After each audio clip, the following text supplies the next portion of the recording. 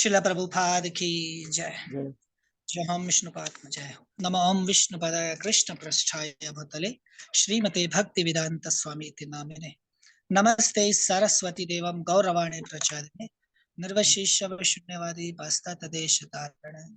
जय श्री कृष्ण चैतन्य प्रभु नित्यानंद श्री अद्वैत गदाधर स्वाशदि गौर भक्त वृंदा। हरे कृष्ण कृष्ण कृष्ण हरे हरे, हरे राम राम राम हरे हरे। हरे कृष्णा।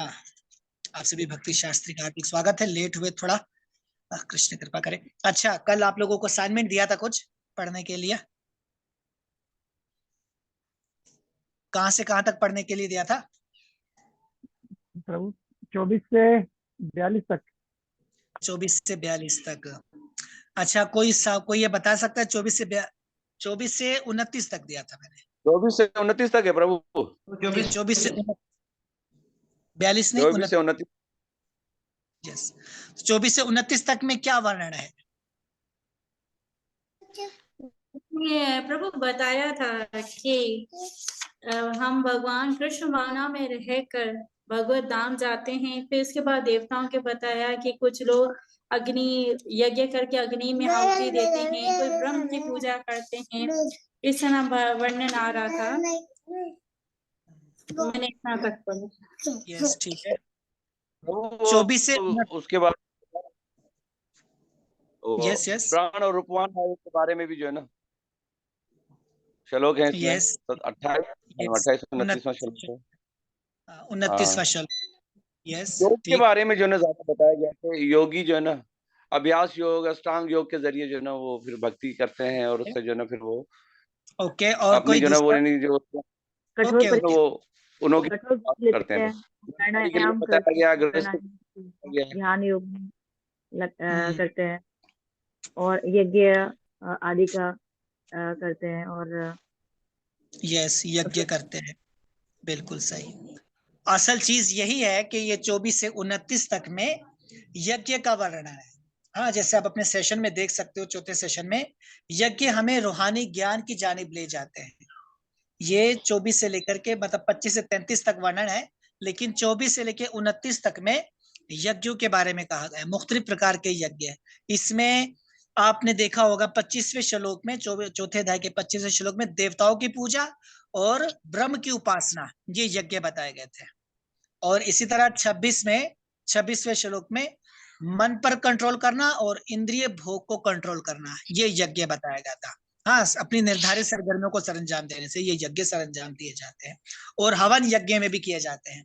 और इसके साथ साथ 27वें श्लोक में आत्मा संयम, आत्मा के द्वारा आत्मा को जानने का प्रयास करना और आत्मा संयम, खुद पर कंट्रोल, आत्मा साक्षात्कार करना बताया था। 28वें श्लोक में हम लोग देख सकते हैं, आप लोग 28वें श्लोक में बताया होगा दान, तपस्या, योग साधना, शास्त्रों का अध्ययन, ये यज्ञ है। ये 28वें श्लोक में होगा।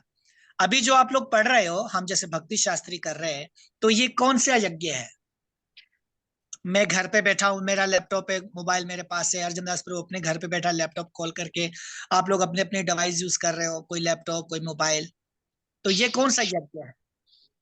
देवताओं की पूजा यज्ञ है, ब्रह्म की उपासना यज्ञ है, मन पर कंट्रोल है, इंद्रिय भोग को कंट्रोल करना, आत्म संयम, दान, तपस्या, योग साधना, शास्त्रों का अभ्यास। और 29वें श्लोक में 29 श्लोक में प्राणायाम है, प्राणायाम भी यज्ञ है।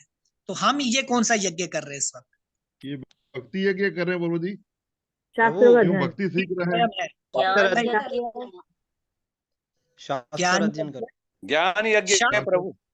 शास्त्र असल चीज है शास्त्रों का अध्ययन। हम लोग शास्त्रों का अध्ययन कर रहे हैं, शास्त्र पढ़ रहे हैं। भक्ति तो ये है ऑलरेडी, इसमें डाउट नहीं है, ये भक्ति है, ये कृष्ण भावना है। लेकिन जो 24 से लेकर 29 तक मुख्तलिफ प्रकार के यज्ञों का जिक्र हुआ है, उसमें शास्त्र यज्ञ भी लिखा है, शास्त्रों का अध्ययन करना। 28वें श्लोक में 28वें श्लोक में 4 यज्ञ दिए हुए, दान, तपस्या, योग साधना और शास्त्रों का अध्ययन। हम सब शास्त्रों का अध्ययन कर रहे हैं, भक्ति शास्त्री कर रहे हैं। तो ये भी यज्ञ है और प्राणायाम, ये हो गए 29 तक। ठीक है जी। उसके बाद हम आते हैं 33, ये 30 तक है, 30, 31, 32 और 33। इसमें भगवान श्री कृष्ण वर्णन करते हैं यज्ञों के बारे में, ज्ञान यज्ञ के बारे में, कि इन तमाम यज्ञों में जो सर्वश्रेष्ठ है, ज्ञान यज्ञ सर्वश्रेष्ठ है। इन यज्ञों का जो मकसद है वो ज्ञान को जानना है, दिव्य ज्ञान को जानना है, नॉट ओनली ज्ञान, दिव्य ज्ञान जो भगवान हमें ज्ञान दे रहे हैं भगवत गीता के माध्यम से। ठीक है। 30वें श्लोक में हम देख सकते हैं कि ये तमाम यज्ञ करने वाले जो यज्ञ का मकसद जानते हैं, पाप कर्मों से मुक्त हो जाते हैं और इन यज्ञों के फल के अमृत को हासिल करके पुण्य परम धाम, पुण्य परम धाम को पाते हैं। इन तमाम यज्ञों का जो मकसद है वो क्या मकसद है? इन तमाम यज्ञों का मकसद परम पुरुषोत्तम भगवान को समझना है, भगवान को जानना है, ज्ञान के माध्यम ज्ञान, से। यस, ज्ञान के माध्यम से। 31वें में भी देख सकते हैं, 31वें श्लोक, हे कुरुश्रेष्ठ, यज्ञ ना करने वाले को इस दुनिया में भी सुख नहीं मिलता तो परलोक में कैसे सुख मिलेगा? ये सारे के सारे कार्य सुख देने के लिए है। हाँ, जब हमारा ये अध्याय आरंभ हुआ था, तीसरे में हम लोगों ने देखा था कि सृष्टि का निर्माण किया, तो हम जब यज्ञ करते हैं, यज्ञ से देवता प्रसन्न होते हैं, भगवान विष्णु खुश होते हैं। इस तरह इंसानों और देवताओं और भगवान के बीच में एक सिस्टम, तरीका चलता रहता है, जो हमने आप लोगों से बनवाया था, एक सर्कल बनवाया था यज्ञ करने का। तो इसलिए एक और श्रेष्ठ यज्ञ करना हर एक व्यक्ति के लिए जरूरी है। यज्ञ ना करने वाले को इस लोक में भी और परलोक में सुख नहीं मिल सकता। और इसी के खास आप इसी के माफूम में देखिए, लास्ट में आखिरी की फर्स्ट, सेकंड, थर्ड लाइन देखिए, इसी माफूम की जो प्रपात जी ने लिखा हुआ है, इसकी तीसरी लाइन देखिए, जहां लिखा होगा, लेकिन इंसान के लिए बुलंद तरीन खुशी यह है कि वो कृष्ण भावना का अभ्यास करके वो रूहानी लोकों में दाखिल हो जाए, लिहाजा कृष्ण भावना भावित जीवन ही इस मादी वजूद की तमाम उलझनों का वाहिद हल है। यज्ञ से परलोक मिलेगा ना, परलोक में सुख मिलेगा, इस लोक में भी सुख मिलेगा, परलोक में भी सुख मिलेगा। लेकिन प्रभुपाद बता रहे हमारे लिए सबसे खास है कृष्ण भावना। कृष्ण भावना भावित होंगे तो हम इस लोक में भी सुकून प्राप्त करेंगे और भगवत धाम को भी प्राप्त करने के योग्य बन जाएंगे और तमाम मादी उलझनों से का शिकार भी नहीं होंगे, अपनी मादी उलझनों को भी हल कर लेंगे। इसी तरह हम 32वें श्लोक में देख सकते हैं, वेदों में मुख्तलिफ किस्म के कर्मों से बताए होने वाले, कर्मों से पैदा होने वाले तमाम किस्मों के यज्ञों को बयान किया गया है। उनको जानने से तुम मुक्त हो जाओगे। यज्ञ में मुख्तलिफ प्रकार के यज्ञ हैं, हम देख सकते हैं। इसलिए हे परंतपा, 33 में, हे परंतपा, महज दुनियावी चीजों से यज्ञ से ज्ञान का यज्ञ सर्वश्रेष्ठ है। देखिए, अब भगवान फिर से अर्जुन को ज्ञान की ओर लेकर जा रहे हैं। इसलिए इस सेशन का नाम भी क्या है, चौथे सेशन का, हमें यज्ञ से रूहानी ज्ञान की तरफ लेकर जाना।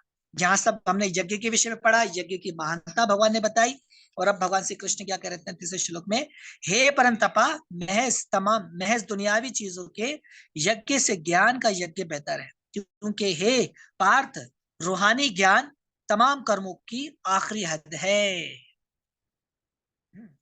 और इसी तरह से जो द्रव्य ज्ञान, द्रव्य ज्ञान, दिव्य ज्ञान, यस, दिव्य ज्ञान, नो दिव्य नहीं, द्रव्य ज्ञान, दिव्य ज्ञान, दिव्य ज्ञान, दिव्य ज्ञानी की बात है। नहीं, तो द्रव्य ज्ञान से ज्ञान, दिव्य ज्ञान तो अलग है, वो तो ट्रांससेंडेंटल है, वो तो कृष्ण भावना भावित है। द्रव्य लिखा है, द्रव्य से ज्ञान यज्ञ श्रेष्ठ है।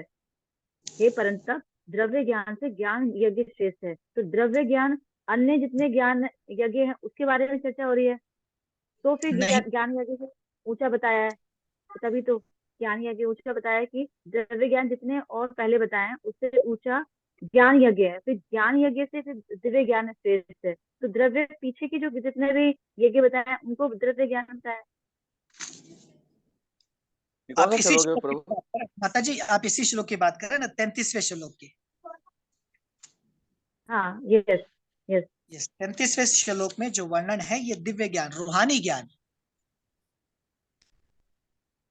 हरे कृष्णा प्रभु जी, वो यज्ञ के बारे में पूछ रही है, द्रव्य यज्ञ, मतलब जो देवताओं को प्रसन्न करने के लिए अग्नि के द्वारा जो यज्ञ किए जाते हैं ना, ये उन यज्ञ के द्रव्य यज्ञ कहा गया उनको।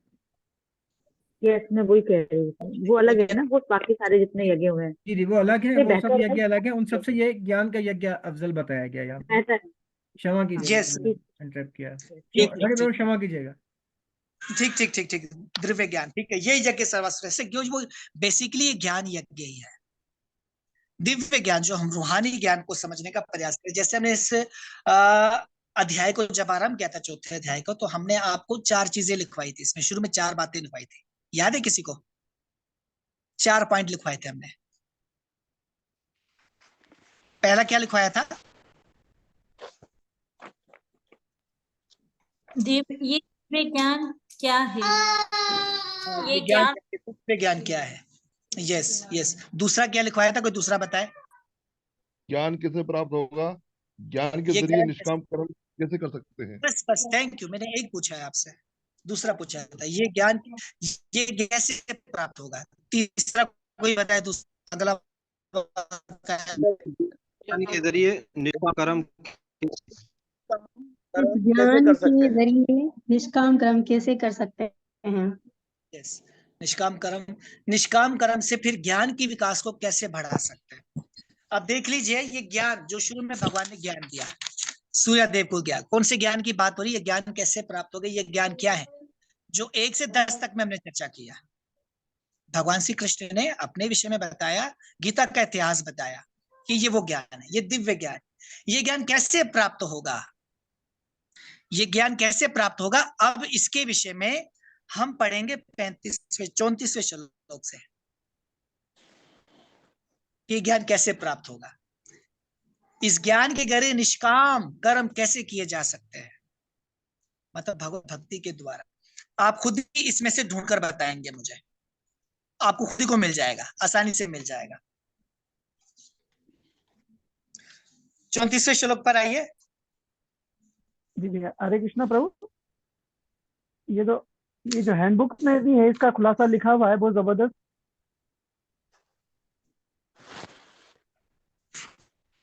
यस यस, ये क्या पढ़ा हुआ आपने हैंडबुक में?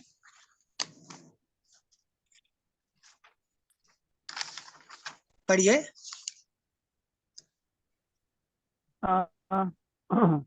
दिव्य ज्ञान का सार, ये समझाने के बाद सभी यज्ञों की पूर्णता दिव्य ज्ञान में होती है। और अब भगवान श्री कृष्ण दिव्य ज्ञान के मुख्तलिफ पहलुओं की वजाहत करते हैं। दिव्य ज्ञान प्राप्त करने के लिए फर्द को इंद्रियों पर काबू रखना चाहिए और एक गुरु की जानिब मुकम्मल तौर पर समर्पण करके उनकी श्रद्धा के साथ सेवा करनी चाहिए। इस तरह फर्द पाप कर्मों के फलों से मुक्त हो जाएगा और परम भगवान के साथ अपने रिश्ते के ज्ञान को समझेगा। श्री कृष्ण अर्जुन से खुद को दिव्य ज्ञान के दर्जे से आहिस्ता करके युद्ध करने की पुकार करते हैं। यस, हमने जो सीखा है, यहाँ पढ़ा है, यहाँ पे भी आप देख सकते हैं, आपके हैंडबुक में भी दिव्य ज्ञान लिखा है। हमें समझ रहा था कि ये शब्दों का हेरफेर है, दिव्य या द्रव्य। ये बेसिकली भगवान अर्जुन को ज्ञान की ओर लेकर आ रहे हैं। जो यज्ञ हमने पढ़े हैं, इन यज्ञों का मकसद है कि हम दिव्य ज्ञान की तरफ आए, भगवान के ज्ञान की तरफ आए, हम ज्ञान को समझे कि रूहानी इल्म क्या है और रूहानी ज्ञान हम किसके द्वारा समझ सकते हैं। भगवान ने यज्ञों के बारे में बताया था। भगवान ने बताया कि यज्ञों का मकसद क्या है, हकीकी ज्ञान को जानना, रूहानी ज्ञान को जानना।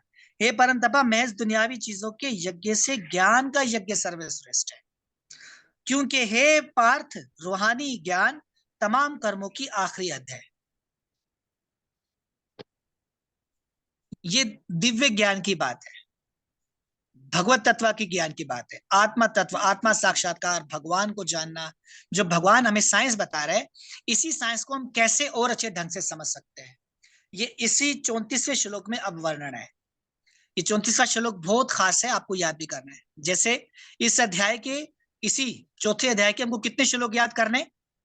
4 श्लोक याद करने हैं। दूसरा, 8वां, 9वां और ये 34वां। तत्विधि परिपातेना परिप्रश्नेन सेवया उपदक्ष्यन्ति ते ज्ञानम ज्ञानस्य तत्त्वसो दर्शना। ये वाला श्लोक, ये कृष्ण कुमार प्रभु जी पढ़िए, आप संस्कृत के साथ पढ़िए। थैंक यू प्रभु जी, थैंक यू।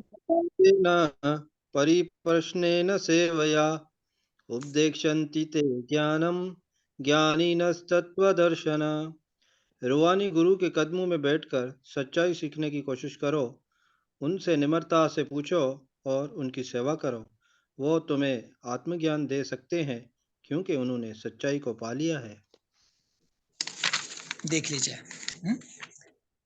तो यहाँ पे वर्णन कर दिया, रूहानी ज्ञान की बात हो रही है। जो हम पिछले श्लोक में भी पढ़कर आए हैं ना माता जी, वो यही दिव्य ज्ञान है, मतलब रूहानी ज्ञान है। ठीक है जी। तो जो वो यज्ञ यही है जो हमने सार आपको बता दिया, कंप्लीट यज्ञ यही है। उन यज्ञ से फिर हमें ज्ञान यज्ञ में आना है, दिव्य ज्ञान यज्ञ में आना है। उसे ज्ञान भी कहते हैं, दिव्य ज्ञान भी कहते हैं, रूहानी ज्ञान भी कहते हैं। और वो प्राप्त होता है गुरु के द्वारा, गुरु के माध्यम से। रूहानी गुरु के कदमों में बैठकर सच्चाई सीखने की कोशिश करो, उनसे निम्रता से पूछो और उनकी सेवा करो, वे तुम्हें आत्मा ज्ञान दे सकते हैं। यह है दिव्य ज्ञान। हम आरती भी गाते हैं, दिव्य ज्ञान हृदयता प्रक्षिप्त हो, कि गुरु महाराज हमारे हृदय में दिव्य ज्ञान को प्रकट करते हैं। ठीक। और इसके साथ माफूम में आइए, माफूम भी पढ़िए कृष्णा प्रभु जी। कृष्णा, आत्म साक्षात्कार का रास्ता बाशबा मुश्किल है, इसलिए भगवान हमें जोर देते हैं कि बजात खुद भगवान ने आने वाली गुरु परंपरा से ताल्लुक रखने वाली परमाणु गुरु की संगत करो। इस गुरु परंपरा के नियमों के पालन किए बगैर कोई परमाणु गुरु नहीं बन सकता। भगवान इब्तदाई गुरु है, लिहाजा गुरु परंपरा से ताल्लुक रखने वाला शख्स ही अपने शिष्य को भगवान का संदेश ज्यों का त्यों दे सकता है। कोई अपना जाती तरीका कायम करके रूहानी तकमील नहीं पा सकता, जैसा कि आजकल बेवकूफ और झूठे दावेदार करने लगते हैं। भागवतम कहती है, धर्मम तु साक्षात भगवत प्रणीतम। धर्म के मार्ग खुद भगवान ने वाजे की है, इसीलिए मानसिक चिंतन या खुश्क दलाल से सही राह हासिल नहीं हो सकती। न कोई ज्ञानी बतौर खुद शास्त्रों का मुताला करके रूहानी तरक्की कर सकता है। इस ज्ञान को हासिल करने के लिए असली रूहानी गुरु की शरण लेनी होगी। ऐसे रूहानी गुरु को पूर्ण समर्पण करके ही स्वीकार करना चाहिए और अहंकाररहित होकर तुच्छ सेवक की तरह रूहानी गुरु की सेवा करनी चाहिए। स्वरूप सिद्ध आध्यात्मिक गुरु को मुतमन करना ही रूहानी प्रगति का राज है। जिज्ञासा और विनीत भाव के मेल से दिव्य ज्ञान हासिल होता है। बनावनीत भाव और सेवा के रूहानी गुरु से की गई जिज्ञासाएं मुफीद मौसूल नहीं होगी। शिष्य को रूहानी गुरु के इम्तिहान को पास करने की काबिल ज़रूरत होना चाहिए, और जब रूहानी गुरु शिष्य की सही ख्वाहिश को देखते हैं तो वो खुद ब खुद शिष्य को सही दिव्य ज्ञान का आशीर्वाद देते हैं। इस श्लोक में अंधाधुंध पैरवी और बेमाना जिज्ञासा को मुस्तरद किया गया है। शिष्य न सिर्फ रूहानी गुरु से विनीत होकर सुने, लेकिन विनीत भाव, सेवा और जिज्ञासा के जरिए रूहानी गुरु से वाज़ेह तौर पर समझे। असली रूहानी गुरु कुदरती तौर पर अपने शिष्य पर निहायत दयालु होते हैं। इसीलिए जब शिष्य विनीत हो और हमेशा सेवा के लिए तैयार रहे तो ज्ञान और विज्ञान की निम्रता पूर्ण हो जाती है। हरे कृष्णा। आप सभी ने भी साथ साथ माफूम सुना होगा और पढ़ा भी होगा बुक को देखते हुए। क्यों पढ़वाया? क्योंकि ये बहुत खास है, सबसे ज्यादा खास है हमारी भगवत भक्ति के लिए। ये श्लोक बहुत खास है क्योंकि इसमें गुरु के विषय में चर्चा है, और गुरु के साथ साथ एक शिष्य, गुरु, दिव्य ज्ञान और परमात्मा भगवान जानना जरूरी होता है, और ये हम जान सकते हैं भगवत भक्ति के माध्यम से। और सबसे खास गुरु की कृपा हमें कब मिलती है, या ये भगवत ज्ञान जो भी आप सीख रहे हैं, हम सभी जो भक्ति शास्त्री कर रहे हैं या भगवत साइंस को जो समझना चाहते हैं, तो ये सब हम जान पाएंगे गुरु के आशीर्वाद से ही। और तरीका क्या बता दिया? रूहानी गुरु के कदमों में बैठकर सच्चाई सीखने की कोशिश करो। ऐसे नहीं गुरु के पास जाके बोलना है कि गुरु जी मैं आपके पास आ गया, मैंने बड़ा एहसान कर दिया, अभी आप मुझे सिखाइए। नहीं, गुरु के पास जाना, उनके कदमों में बैठना है, निम्रता भाव दिखानी है, गुरु के पास जाकर सच्चाई सीखने की कोशिश करनी है। और वो सच्चाई क्या है कि मैं आत्मा हूं, मैं शरीर नहीं हूं। ये सबसे बड़ी सच्चाई है। और सच्चाई क्या है? मैं मालिक नहीं हूं, मालिक भगवान श्री कृष्ण है, मैं दास हूं। और सबसे बड़ी सच्चाई क्या है? जीवेर स्वरूपाय कृष्ण नित्य दास, जीव का स्वरूप कृष्ण का दास बनने में है। तो गुरु से ये जाकर के सीखना है। एक बार प्रभात एक लेक्चर में बता रहे थे, हम सब पढ़ पढ़ के लेक्चर सुन रहे थे, तो प्रभात बताए कि जैसे अब दुनिया में गुरु करना एक फैशन बन चुका है। लोग अक्सर गुरु करते हैं, गुरु अपने घर में, मैं अपने घर में, और बस फिर गुरु को भूल जाते हैं। नहीं, ये गुरु करना नहीं है। गुरु को अपने जीवन में लाने का मतलब होता है कि हम गुरु के पास जाए, गुरु की सेवा करें, और सबसे खास विनम्रता से, निम्रता भाव से गुरु की सेवा करें और गुरु से पूछे।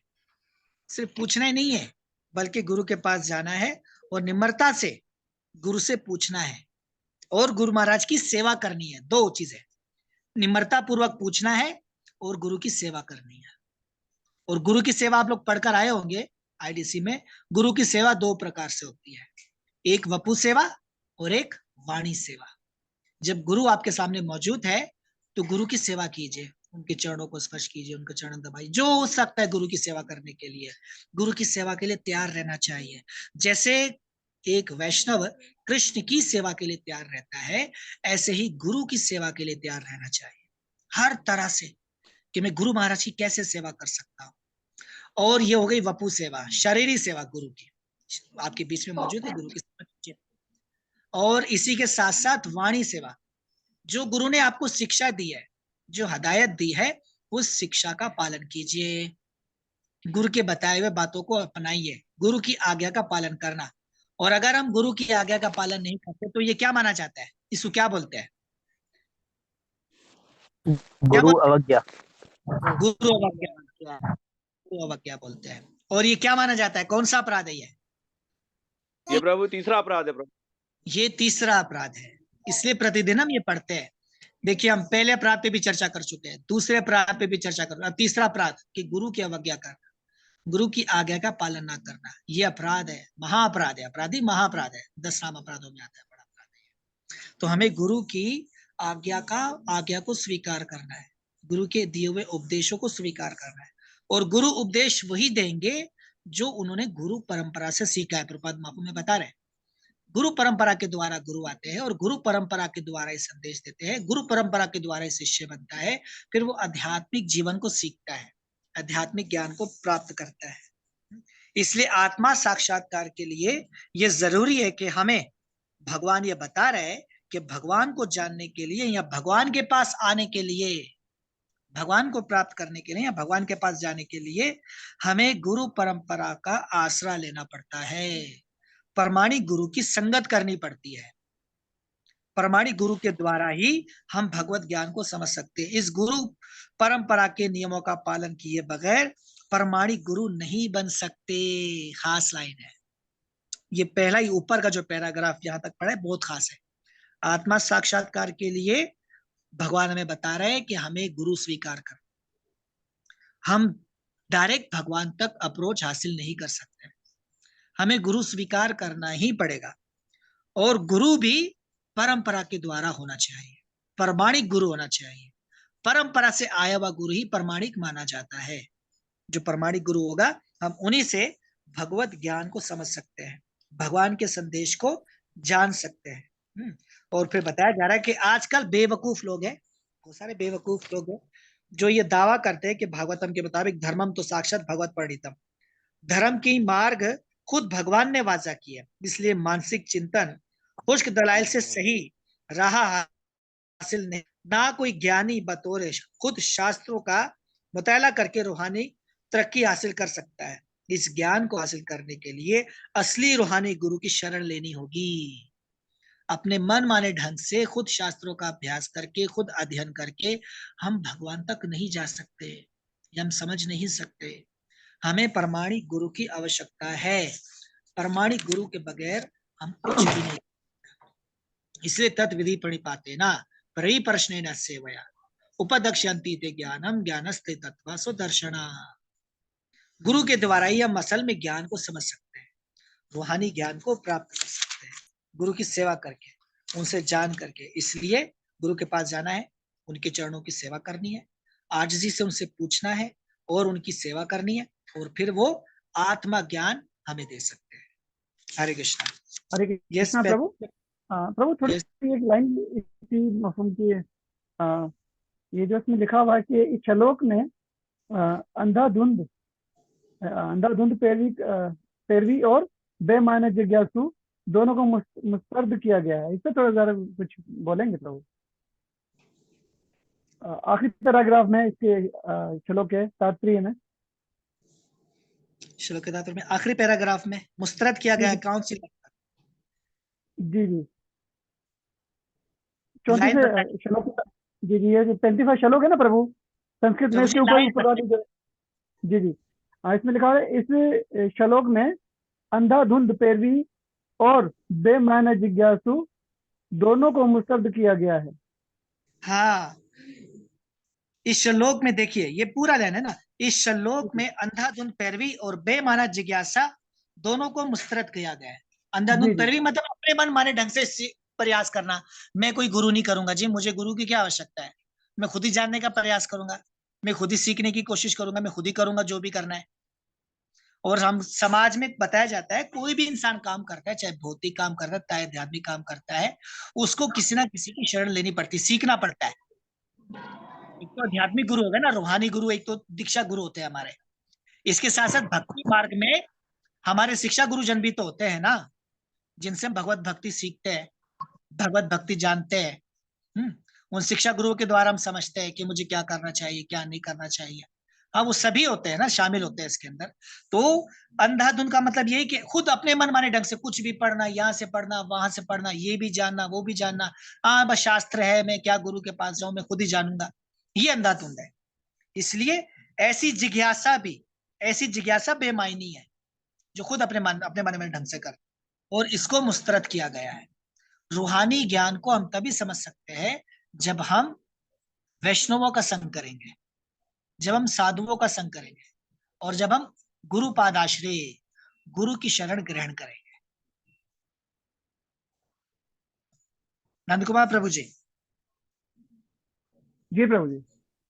ठीक है, उसके बाद में भी शिष्य ना सिर्फ रूहानी गुरु से विनत होकर सुने, लेकिन विनत भाव, सेवा और जिज्ञासा के जरिए रूहानी गुरु से वाज़िया तौर पर समझे।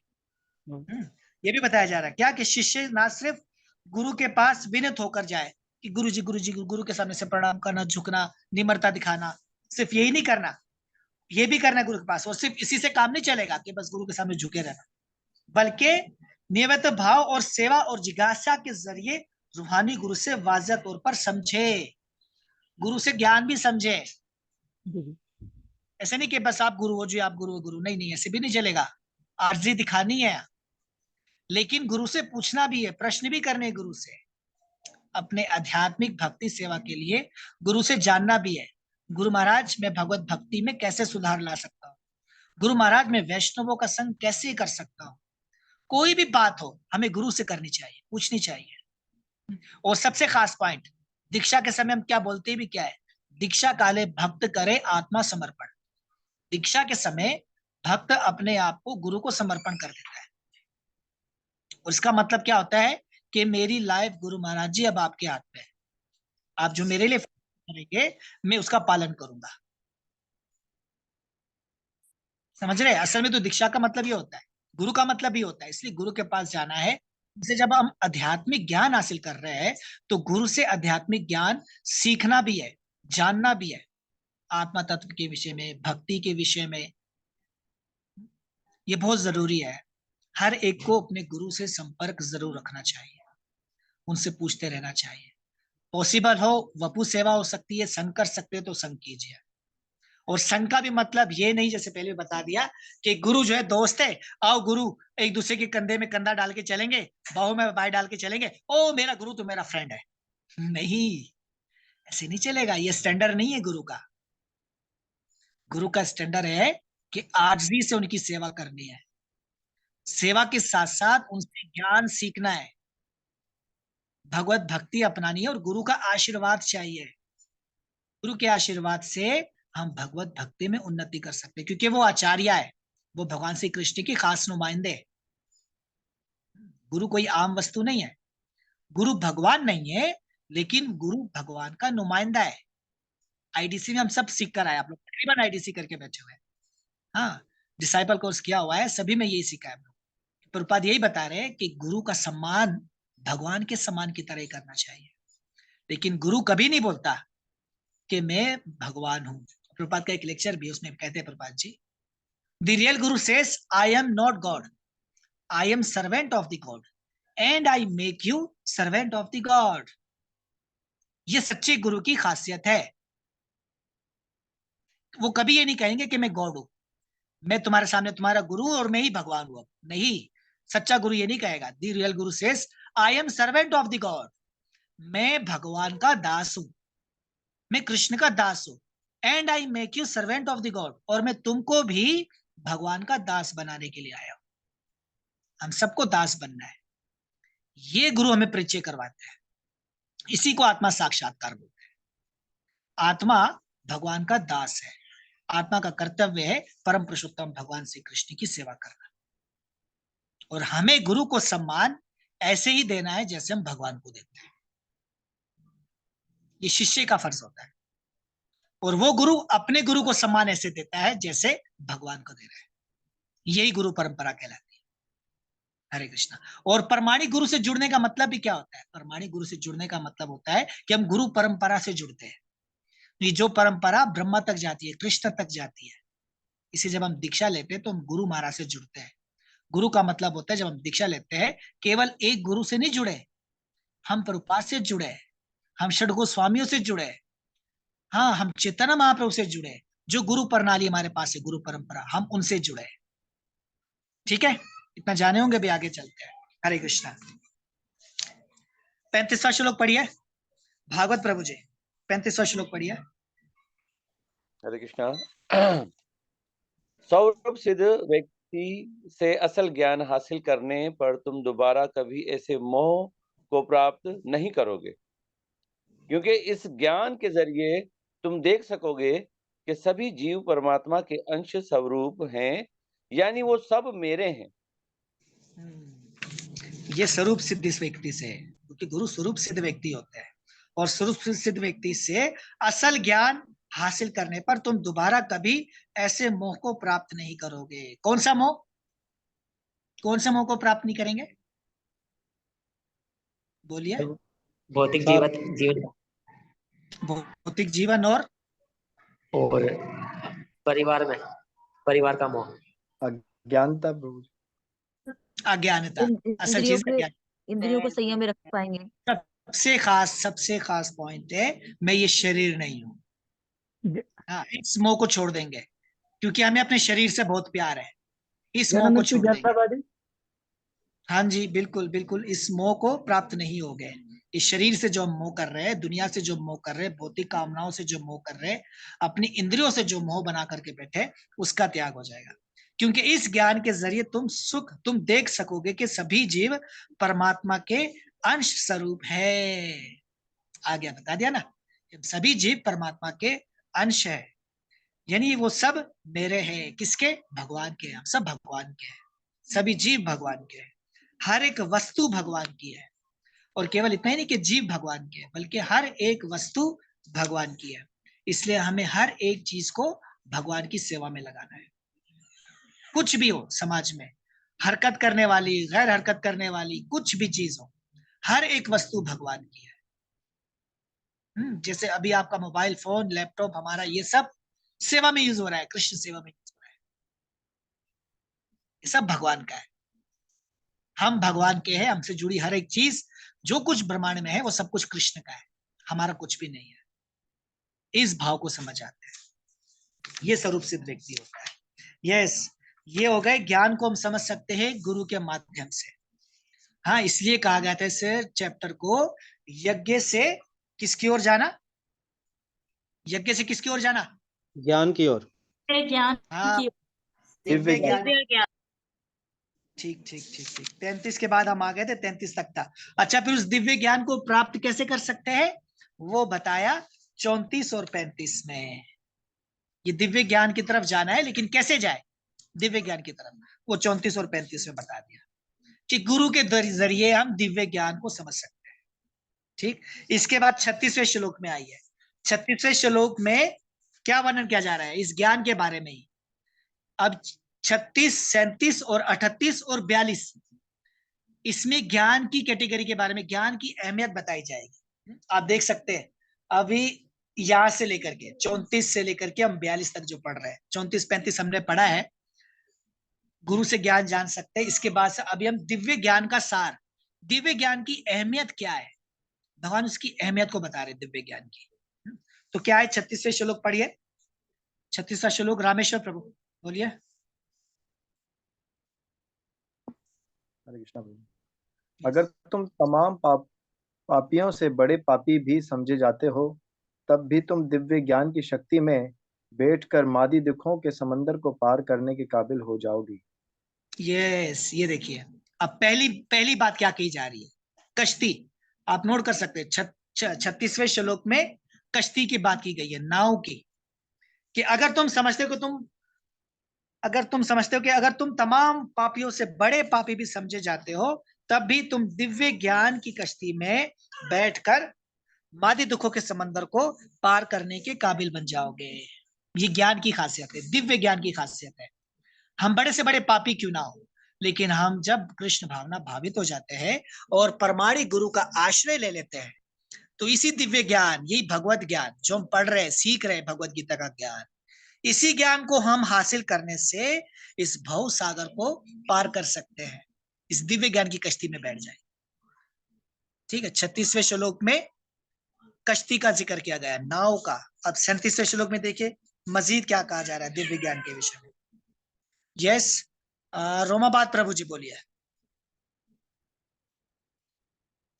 37 अनम्यूट कीजिए। नहीं मिल रहा।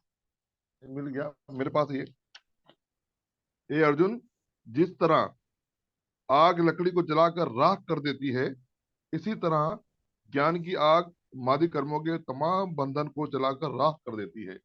यस, ये देखिए 37 में आग का वर्णन है, 36 में नाव कश्ती और 37 में आग। क्या होता है अर्जुन, जिस तरह आग लकड़ी को जलाकर राख कर देती है, इसी तरह ज्ञान की आग मादी कर्मों के तमाम बंधनों को जलाकर राख कर देती है। यह आत्मा साक्षात्कार के लिए है। आत्मा और परमात्मा और इनके रिश्ते के पूर्ण ज्ञान को यहाँ आग से तशबीह दिया गया है। पहली लाइन में प्रभुपाद बता रहे हैं, ये आग ना सिर्फ तमाम पाप कर्मों के फलों को जला देती है, बल्कि पुण्य कर्मों के फलों को भी जलाकर राख कर देती है। केवल पाप कर्मों को नहीं जलाती, पुण्य कर्मों को भी जला के राख कर देती है। क्योंकि अगर पुण्य कर्म भी रहेंगे तो भोगने पड़ेंगे ना, वो भी तो स्वर्ग में जाना पड़ेगा, कोई अच्छा शरीर प्राप्त करना पड़ेगा। लेकिन दिव्य ज्ञान है क्या, दिव्य ज्ञान भक्ति है। असल में गुरु भक्ति में लगा देते हैं, इसलिए जब भक्ति में लग जाएंगे तो पुण्य कर्मों का भी नाश हो जाएगा, पाप कर्मों का भी नाश हो जाएगा, उनके फलों का नाश हो जाएगा, और इस प्रकार से भगवत धाम जाने के योग्य बन जाएंगे। ठीक है, ये ज्ञान की अहमियत भगवान बता रहे हैं अभी कि ज्ञान की क्या अहमियत है, इसलिए ये दिव्य ज्ञान है। 36 में नाव के जरिए आप भवसागर को पार कर लोगे। 37 में दिव्य ज्ञान के जरिए जैसे आग सब कुछ जलाकर राख कर देती है, ऐसे ये दिव्य ज्ञान मादी कर्मों के तमाम बंधनों को जलाकर राख कर देगा। जी यस, 38वें श्लोक में आई है। 38वें श्लोक में भी बड़ी खास बात बताई गई है। यस, ये पढ़ेंगे राधिका माँ जी, आप पढ़िए। हरे कृष्णा। इस संसार में दिव्य ज्ञान के समान कुछ भी उदात्त तथा शुद्ध नहीं है। ऐसा ज्ञान समस्त युग का परिपक्व फल है। जो व्यक्ति भक्ति में सिद्ध हो जाता है, वह यथा समय अपने अंतर में इस ज्ञान का आस्वादन करता है। यस, देखिए अब इस वाले श्लोक में 38वें श्लोक में फल से मिसाल दी गई है। क्या कहा गया है कि इस दुनिया में रूहानी ज्ञान के बराबर और पवित्र कोई भी चीज नहीं है। यही ज्ञान जो भगवान भगवत गीता का दे रहे हैं, ये भगवान का संदेश, आत्मा परमात्मा परम पुरुषोत्तम भगवान को जानना, कर्मों को कृष्ण के लिए करना, निष्काम भाव से करना, भक्ति मार्ग को अपना लेना, अकर्म से, अकर्म अर्थात कृष्ण भावना भावित होकर कर्म करना। यही शिक्षा जो हम पढ़ रहे हैं सारी, इस रूहानी ज्ञान के बराबर कोई भी नहीं है, कोई पवित्र करने वाला नहीं है। ये ज्ञान तमाम योग का पका हुआ फल है, तमाम वेद शास्त्रों का और तमाम योग। वेदों में क्या है, योग निजाम का वर्णन किया जाएगा। आपको याद है पहले दिन ओरिएंटेशन में प्रभु ने क्या कहा था कि 1 से लेकर 6 तक आप क्या पढ़ोगे, कोई बताएगा? पहले दिन ओरिएंटेशन में बताया था 1 से लेकर, बोलिए कौन बोल रहा था? आवाज ही नहीं आ रही। प्रभु जी ज्ञान। ओह माय गॉड, चीख पड़े, प्यार से धीरे से बता। प्रभु जी ज्ञान योग, जीवन में क्या? हाँ, ज्ञान योग और 3 बताए, कर्म योग, ध्यान योग, यस, भक्ति योग, धर्म, कर्म और 3 बताए थे प्रभु ने खास। धर्म, धर्म क्या है? धर्मम जो साक्षात भगवत परिणीतम पढ़कर आए, वो धर्म है। आत्मा का धर्म, शरीर क्या है? शरीर नाशवान है, आत्मा अजन्मा अविनाशी है। 100 धर्म जो आप पढ़कर आए हो, सोचा कि हम लोगों ने शरीर का धर्म क्या है और आत्मा का धर्म क्या है, धर्म को जाना है आप लोगों ने। जो बिना प्रसाद प्रभु आपको पहले दिन इन 6 चैप्टर में क्या जाना होगा। और फिर ज्ञान, अपने कर्मों का भी सुधार और योग साधना अभी तक से वो आएगा। धर्म, ज्ञान और योग। हरे कृष्णा। हाँ, तो ये देख लीजिए अभी यहाँ पर क्या है, ये ज्ञान तमाम योग का पका हुआ फल है। भक्ति सेवा के अभ्यास कमाल हासिल कर लेने वाला शख्स मुनासिब वक्त आने पर खुद ही में इस ज्ञान से लुत्फानंदोज होता है। जब दिव्य ज्ञान हो जाता है, रूहानी ज्ञान हो जाता है, भगवत भक्ति में वैष्णव उन्नति करता है, गुरु का सहारा लेकर के, गुरु का आशीर्वाद लेकर के, वैष्णवों का संग करते हुए फिर हाई एडवांस डिवोटी किस आनंदमय जीवन बिताते हैं ना, उनको भगवत भक्ति के अतिरिक्त कुछ अच्छा नहीं लगता। जैसे शुरू में मैंने कहा था कि हम शुरू में लोगों को कहते हैं आओ कृष्ण भक्त बनो, हरि नाम जपो, तो जब आता है तो फिर क्या करना पड़ता है, ओ ये तो खाली नाम जप थोड़ी करना, 16 माला का जप करना पड़ेगा। अच्छा जी, 16 माला का जप करो, फिर क्या करना पड़ेगा? अब दीक्षा लेना पड़ेगा जी। दीक्षा लेने के लिए क्या करना पड़ेगा जी? IDC कोर्स करना पड़ेगा जी। अच्छा, शुरू में ये पहाड़ जैसा लगता है, फिर भक्त आहिस्ता आहिस्ता प्रेम पूर्वक करता है, भक्ति भाव से करता है, करते करते करते ये सब चीजें अच्छी लगने लगती है। इन सब चीजों से प्यार हो जाता है, हरि नाम से प्यार हो जाता है, भगवान की सेवा से प्यार हो जाता है, वैष्णवों से प्यार हो जाता है, गुरु से प्यार हो जाता है, कृष्ण से प्यार हो जाता है, भगवान गौरांग से प्यार हो जाता है, प्रभुपाद से प्यार हो जाता है ना, गुरु परंपरा से प्यार हो जाता है। हम इसके अतिरिक्त फिर रह ही नहीं सकते, फिर इसी में आनंद पाते हैं। ये दिव्य ज्ञान है। और हाई एडवांस डिवोटीज, हमने देखा कि अभी तक हमको नींद मजा करती है, क्योंकि अभी तक हमारा प्यार सही नहीं हुआ है, इसलिए हमको नींद अच्छी लगती है। हम 8 घंटे 10 घंटे 12 घंटे सोना भी पसंद करते हैं, ऐसे वैष्णव भी है। लेकिन एक समय आएगा जब भगवत भक्ति अच्छी बढ़ जाएगी, तो जैसे आचार्यगण सोते, प्रभुपाद जी महाराज 2 घंटा सोते थे, हाँ, में मसरूफ रहते थे। और हमारे कितने गुरु महाराज है, बहुत सारे गुरु महाराज है, उसी प्रकार से जीवन बिता रहे। क्यों? क्योंकि अब उनको रस मिल गया है, हरि नाम में रस मिल गया है।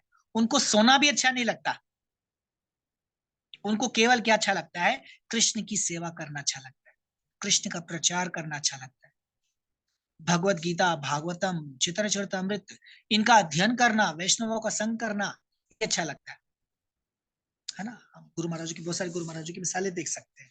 तो फिर इस तरह से इस रूहानी ज्ञान में क्या है, पका हुआ फल है ये ज्ञान। 36 में क्या है, क्या पढ़ गया? 36 में क्या है? ये ज्ञान क्या है? नाव। और 37 में दिव्य ज्ञान की इम्पोर्टेंट। यस, 37 जो चला कर खाक कर देते। ओके ओके, ऑफ कर दो सभी, ऑफ कर दो। ठीक है, अब 39 देखिए, 39 देखिए। यस, अमित बलराम पढ़िए। जो दिव्य ज्ञान में समर्पित है और जिसने इंद्रियों को काबू में कर लिया, वो इस ज्ञान को हासिल करने का अधिकारी है, और इसे हासिल करते ही वो जल्द ही दिव्य शांति को हासिल करता है। यस, हाँ, ये देख लीजिए। हाँ, जो श्रद्धालु दिव्य ज्ञान में समर्पित है, जिसने इंद्रियों को काबू में कर लिया है, वो इस ज्ञान को हासिल करने का अधिकारी है। इस ज्ञान को समझ कौन सकता है? ये दिव्य ज्ञान सभी को समझ नहीं आएगा। इस दिव्य ज्ञान के लिए शर्त है कि सबसे पहले श्रद्धा हो, श्रद्धा होनी चाहिए भगवान के प्रति, दिव्य ज्ञान के प्रति श्रद्धा होनी चाहिए। जैसे अर्जुन को भगवान ने जब कहा कि ज्ञान मैंने सूर्यदेव को दिया, सूर्य ने विवस्वान, मैंने सूर्यदेव विवस्वान को दिया, विवस्वान ने मनु को दिया, मनु ने अक्ष्वाकु को दिया, फिर ये इंसानी नस्ल में चलता रहा और फिर लुप्त हो गया, फिर अर्जुन में दोबारा बताने आए। तो अर्जुन जानते ही कृष्ण भगवान है, अर्जुन को भगवान भी बोल रहे हैं कि तुम मेरे भक्त हो, तुम मेरे दोस्त हो, इसलिए मैं तुम्हारे द्वारा इस ज्ञान को दोबारा स्थापित कर रहा हूँ। लेकिन अर्जुन एक सवाल कर रहा है, और हम सबके लिए कर रहा है, कि भगवान उम्र के हिसाब से तो आप और मैं हम उम्र है, मैं ये कैसे स्वीकार करूं कि आपने ये ज्ञान पहले सूर्यदेव को दिया? और फिर भगवान बताते हैं कि मेरे और तुम्हारे कहीं जन्म हो चुके हैं, जिन्हें मैं जानता हूं परंतु तुम नहीं जानते। फिर भगवान अपनी डेफिनेशंस देते हैं, जन्म कर्म चामे दिव्यम एवं यो वेति तत्वता। हाँ, कि जो इसको तत्व से जानता है वो बार बार इस दुनियावी दुनिया में पैदा नहीं होता, इस भव सागर को पार कर लेता है। ये श्रद्धा, भगवान पे श्रद्धा, अर्जुन ने श्रद्धा रख ली है भगवान पर, और वो हमें भी सिखा रहा है। हमारे लिए अर्जुन सवालात कर रहा है असल में, कि हमको भी इसी तरह से भगवान को जानना है और कृष्ण को जान करके स्वीकार करना है, श्रद्धा रखनी है। श्रद्धा भाव से भगवान पे श्रद्धा, इस दिव्य ज्ञान पे श्रद्धा। तो इससे क्या है, जिससे हम अपनी इंद्रियों को काबू करें, अपने मन को काबू करें, वही अधिकारी होता है इस ज्ञान का। सभी लोग अधिकारी नहीं बनते, ये ज्ञान है सबके लिए, लेकिन जिसको अपनी इंद्रियों पर कंट्रोल है, मन पर कंट्रोल है और भगवान की सेवा करता है, श्रद्धालु है, जिसकी श्रद्धा पक्की हो चुकी है, वो कम से कम इस ज्ञान को समझ सकता है, इस ज्ञान को जान सकता है, दिव्य ज्ञान को। यस, 40वां श्लोक एक माता जी को दे दीजिए। कुछ ही कोई ब्रज तारणी माता जी पढ़िए। लेकिन जो अज्ञानी और श्रद्धा के बगैर व्यक्ति शास्त्रों पर शक करते हैं और भगवत भावना अमृत को नहीं जानते, ऐसे शकी मिजाज लोगों के लिए ना तो इस लोक में ना ही परलोक में कोई सुख है। हरे कृष्णा। यस, जो अज्ञानी है, जो अश्रद्धालु है, ऐसे लोग शास्त्रों पर शक करते हैं। और दुनिया में हम देख सकते हैं कि बहुत सारे लोग ऐसे हैं, हमारे इर्द गिर्द ऐसे लोग होते हैं। हम ऐसे लोगों को अपने इर्द गिर्द देख सकते हैं आसानी से। जब एक वैष्णव प्रचार करने जाता है, जो प्रचारी कि उसको तो अच्छी तरह मालूम है, ऐसे बहुत सारे लोग हैं जो शास्त्रों पर शक करते हैं, भगवत गीता पे शक करते हैं। ऐसे ऐसे लोग हैं, भगवत गीता की बात को मानते ही नहीं है। इवन यहाँ तक भी बोल देते हैं, ये जो आप लोगों के पास, हरे कृष्ण वालों के पास भगवत गीता है ना, इसमें तो आप लोगों ने कृष्ण को बड़ा बोलना है, इसलिए आपकी भगवत गीता में तो कृष्ण की तारीफ की गई है। कृष्ण तो निराकार है, सामना करते हैं ना वैसे लोगों का। भगवान तो निराकार है, भगवान तो ज्योति स्वरूप है, वो तो परमात्मा है, ब्रह्म है। ऐसे लोगों का हम सामना करते हैं। ये भी उनकी श्रद्धा है लेकिन कम है। और एक होते बिल्कुल नास्तिक, बिल्कुल नास्तिक, ना जी ना, हम नहीं मानते कोई भगवान, हम नहीं गीता को स्वीकार करते। ऐसे लोग भी मिलेंगे जो शास्त्रों पर शक करते हैं। वो भगवत भावना अमृत हासिल नहीं करते, बल्कि नीचे गिर जाते हैं। नीचे कहाँ गिर जाते हैं? जमीन पे गिर जाते हैं, नीचे धक्का मार देते हैं। कैसे गिर जाते हैं? कौन बोलेगा? पस्तियों में गिर जाते हैं प्रभु। कहाँ गिर जाते हैं? मादी पस्तियों, मादी पस्तियों, गुनाहों में उलझ जाते हैं, गुनाहों में उलझ जाते हैं, गुनाहों में उलझ जाते हैं ना। कैसे गिरते हैं? मैंने गिरने का पूछा है, कैसे गिरते हैं? जन्म मृत्यु। यस यस यस, किसने बोला? किसने बोला जन्म मृत्यु? नाम बताना। कुमार, कृष्ण कुमार। हाँ, कृष्ण कुमार प्रभु जी, वेल डन। जन्म मृत्यु जरा व्याधि में पड़ जाते हैं, नरक में पड़ जाते हैं, और यही जन्म मृत्यु जरा व्याधि अर्थात 84 लाख योनियों में भ्रमण करते रहते हैं। आज तक यही कारण है जो हम मुक्त नहीं हुए। लेकिन अब उम्मीद है प्रभुपाद की कृपा से, और हमें ये विश्वास भी होना चाहिए कि अब जो हम पढ़ रहे हैं, दिव्य ज्ञान सीख रहे हैं, कृष्ण पर विश्वास है, प्रभुपाद पर विश्वास है, हम जरूर भगवत धाम को प्राप्त करेंगे, ये विश्वास होना चाहिए।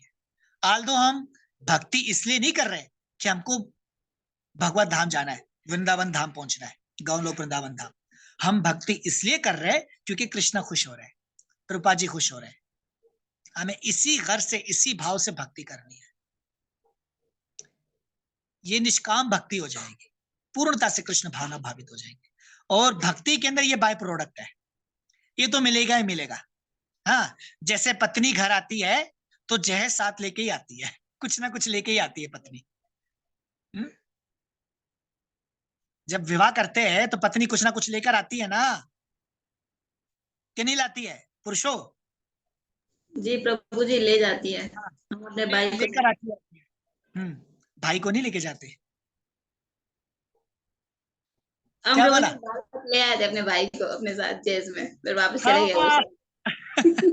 मैं बोलने लगा था कि बाज काफी ऐसा भी होता है, मैं बोलने लगा था बट आपने बोल दिया एक मिजाज में। बाज लोग तो पत्नी आती है, चलो जेज तो लाती है, कुछ ना कुछ लाती है।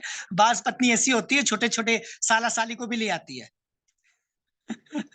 कि चलो जी आपने इसको भी देखना है जी। हाँ, तो एक कहने का सिंपल मतलब है, भक्ति बाय प्रोडक्ट है। भक्ति में ही बाय प्रोडक्ट है, आपको ज्ञान भी मिलेगा, खुद पे खुद भगवान देना शुरू करेंगे ज्ञान, दिव्य ज्ञान मिलेगा, गुरु का प्रबंध करेंगे जब हमारी जिज्ञासा होती है, और साथ साथ मुक्ति हमें मिलती ही मिलती है। यहां तक वर्णन किया जाता है, मुक्ति देवी एक वैष्णव के द्वार पर, दरवाजा है ना वैष्णव का, दरवाजा घर का बाहर वाला दरवाजा वैष्णव के घर का, मुक्ति देवी एक वैष्णव के द्वार पर बाहर हाथ जोड़कर खड़ी हुई होती है, और क्या करती है? टक टक, मैं आऊं। क्या चला गया? स्क्रीन बड़ी हो गया। हम सबको कहती है कि मैं आऊं। हाँ, वैष्णव को बोलती है। हाँ प्रभु जी, इसको सही कर दीजिएगा।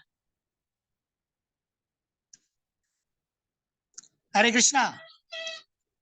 यस, तो वैष्णवों को द्वार पे खड़े होकर बोलती है, क्या मैं आऊं? आपकी आज्ञा है तो मैं आ सकती हूँ। वैष्णव क्या बोलता है? नहीं नहीं, मुझे अभी तक सेवा करनी है, मुझे कृष्ण को भोग लगाना है, मुझे हरे नाम संकीर्तन करना है, मुझे चैतन्य महाप्रभु की वाणी को फैलाना है, मुझे प्रभुपाद जी के इस मिशन को पूरा करना है, कृष्ण भावना का प्रचार करना है, भगवत भक्ति करनी है। ऐसे वैष्णव का भाव होता है कि मैं भक्ति करनी, भक्ति के घर से वो सेवा करते रहते हैं। तो इसलिए हमें भगवत भक्ति को अपनाना है, और वही अधिकारी होता है इस दिव्य ज्ञान का जो हमेशा कृष्ण भावना के नियमों का पालन कर रहा है, जो अपनी इंद्रियों पर संयम किया हुआ है। हरे कृष्णा। यस, आइए 41 में। 41 पढ़े, माला माता जी पढ़िए। 41।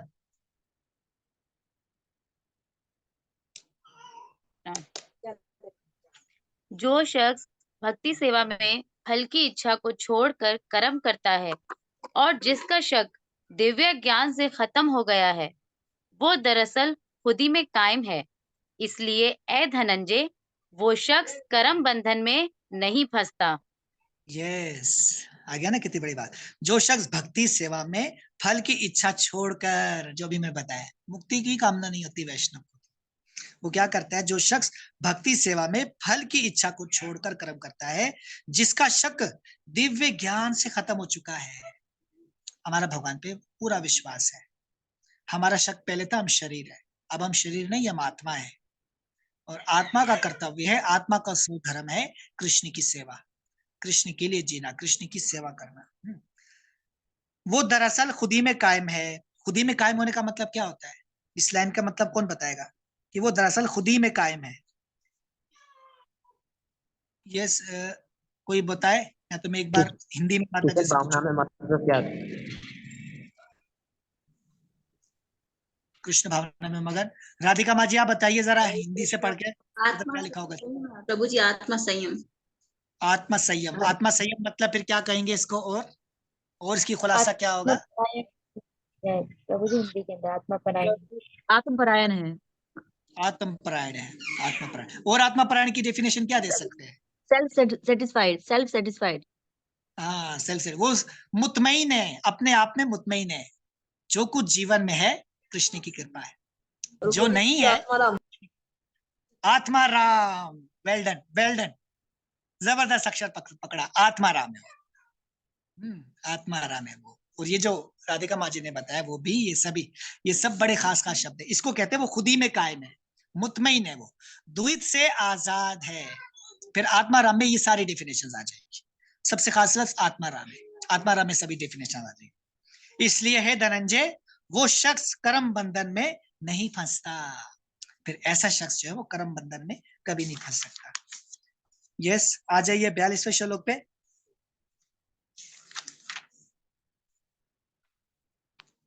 बयालीसवां श्लोक पढ़िए, सुलोचन प्रभु जी पढ़िए। सुलोचन प्रभु। प्रभु वो सेवा में है। सेवा में, ओके। हरे कृष्णा प्रभु, पढ़ता हूँ प्रभु। पढ़ते हैं, अच्छा पढ़ते हैं तो बहुत बढ़िया, पढ़िए। हे भारत, तुम्हारे दिल में जो शक व शुबहात अज्ञान की वजह से पैदा हो गए हैं, इसे अज्ञान के हथियार से, ज्ञान के हथियार से काट देना चाहिए। योग से हथियार बंद होकर उठाओ और युद्ध करो। Well done. अब देखिए इस 42वें श्लोक में फिर दिव्य ज्ञान की बात आ गई। और दिव्य ज्ञान के लिए क्या इस्तेमाल किया गया है? हथियार। हिंदी में क्या तलवार लिखा है, क्या लिखा है? हिंदी शब्द में क्या लिखा है माता जी? शस्त्र। शस्त्र लिखा है, ठीक है। शस्त्र कह सकते हैं, हथियार कह सकते हैं, तलवार कह सकते हैं, ज्ञान की तलवार के द्वारा इसको, ठीक है। तो ये 4 बातें हो गई 4 श्लोकों में। ज्ञान की अहमियत को कैसे वाजा किया है कृष्ण ने। हे भारत, तुम्हारे दिल में जो शक्को शुबहात अज्ञान की वजह से पैदा हो गए थे, अज्ञान के कारण से जो तुम शक्को शुबहात पैदा हो गए थे, इसे ज्ञान के हथियार से काट दो। कौन से ज्ञान? इसी दिव्य ज्ञान के हथियार से काट दो इसको, इसके शस्त्र से काट दो इसको। योग से हथियार बंद होकर उठो। योग से हथियार बंद होकर मतलब आत्मा साक्षात्कार को जान चुके हो, योग अभ्यास को जान चुके हो, भगवत भक्ति को समझो। अब भगवान अर्जुन को ना, अब हम देख सकते हैं कि अर्जुन ने पहले अध्याय में ना शक किया और ये कहा कि हम शरीर है, शरीर से पहचान किया, करुणा दिखाई, फिर 4 दलाइल पेश किए, फिर 5वें दूसरे में आते आते वो फैसला नहीं कर पा रहा था। फिर भगवान ने उसको समझाया, तुम जिसके लिए करुणा कर रहे हो वो तो शरीर नाशवान है, शरीर नाश हो जाएगा। जस्ट वेट, एक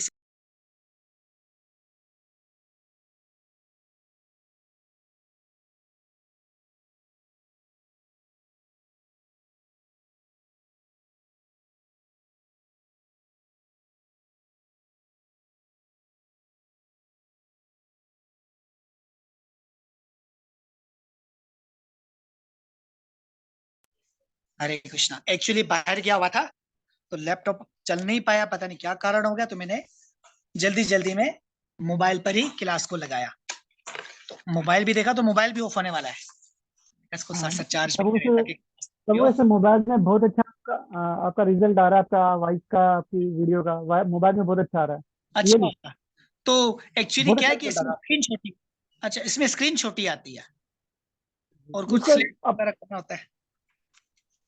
वाइड एंगल में करना, स्क्रीन सही आएगा, वाइड एंगल करना तो भी स्क्रीन बड़ा रहेगा। मुझे लगता है लैपटॉप से उस पर आएगा ना स्क्रीन, तब छोटी अब आप ठीक है प्रभु, अब ठीक है, बड़ा आ रहा है, अब फुल आ रहा है प्रभु हमारे पास भी, देख ले।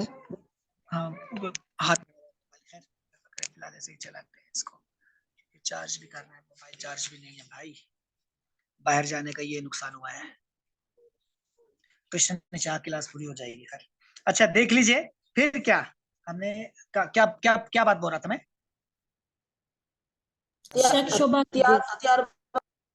शस्त्र से काट डालो प्रभु जी। उसके पहले, उसके बाद फिर मैंने कुछ कहा था, मुझे याद आ रहा, क्या बोला था? जल्दी पकड़ो, जल्दी पकड़ो। पहले अध्याय का, पहले अध्याय में सब कुछ स्थापित कर रहे थे प्रभु जी, अच्छी बात कर रहे थे। आप बता रहे थे कि शरीर में वो आत्मा है, वो अपने परिवार के लिए योग कर रहे थे अर्जुन। थैंक यू, मुझे याद आ गया, आप लोगों ने याद करा दिया। अभी ऑफ कर दीजिए मोबाइल, क्योंकि सारे एक साथ बोलते हैं, आवाज बहुत ज्यादा हो जाती है। ठीक है, थैंक यू, आप सभी का थैंक यू।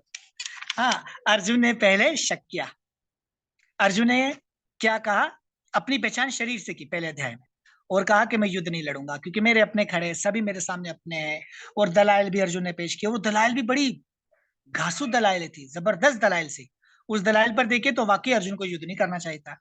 लेकिन फिर दूसरे अध्याय जब आरंभ होता है तो भगवान कैसे एकदम अर्जुन की दलाइल को काटते हैं। पंडितों की बोलते हो, लेकिन उनके लिए शोक करे जो शोक करने के योग्य नहीं है। फिर भगवान आत्मा तत्व का ज्ञान देते हैं, भगवान कर्म कांड के जरिए बताते हैं, भगवान योग साधना के निष्काम भाव से बताते हैं, भक्ति को भी स्पर्श करते हैं, मुकम्मल भगवान बताते हैं आत्मा साक्षात्कार। फिर हम इस आत्मा साक्षात्कार को जान कैसे सकते हैं? ज्ञान के जरिए जान सकते हैं। कर्मों में सुधार लाना का कर्म कांड के विषय में बताया कि युद्ध करो, तुम चाहते हो कि मैं युद्ध ना करूंगा, मुझे पाप लगेगा, उस पाप, ये तुम्हें पाप नहीं लगेगा, तुम्हारा धर्म है युद्ध करना। भगवान ने कितनी सारी बातें बताई ना अर्जुन को, इसलिए इसको गीता सार बोलते हैं। सांख्य योग भी बताया, कर्म योग भी बताया, ज्ञान योग भी बताया, भक्ति योग भी बताया। तो अर्जुन ऑलरेडी पहले से परेशान था बेचारा, वो युद्ध नहीं करना चाह रहा था, बहुत कंफ्यूज था, रो भी रहा था अर्जुन। फिर भगवान ने उसको इतनी सारी बातें बताई, 72 हमारा वो अध्याय 4 दिन चला।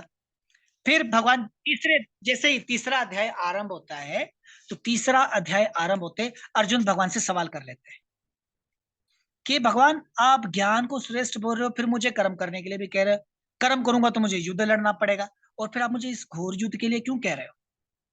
लिहाजा कृपा करके कोई एक मेरे लिए बताइए, है ना। अर्जुन कंफ्यूज हो गया। फिर भगवान ये जो आपने इतनी सारी बातें बताई है, ज्ञान कर्म, ज्ञान योग बता दिया, कर्म योग बता दिया, मैं ये जान ही नहीं पा रहा हूँ, समझ ही नहीं पा रहा हूँ।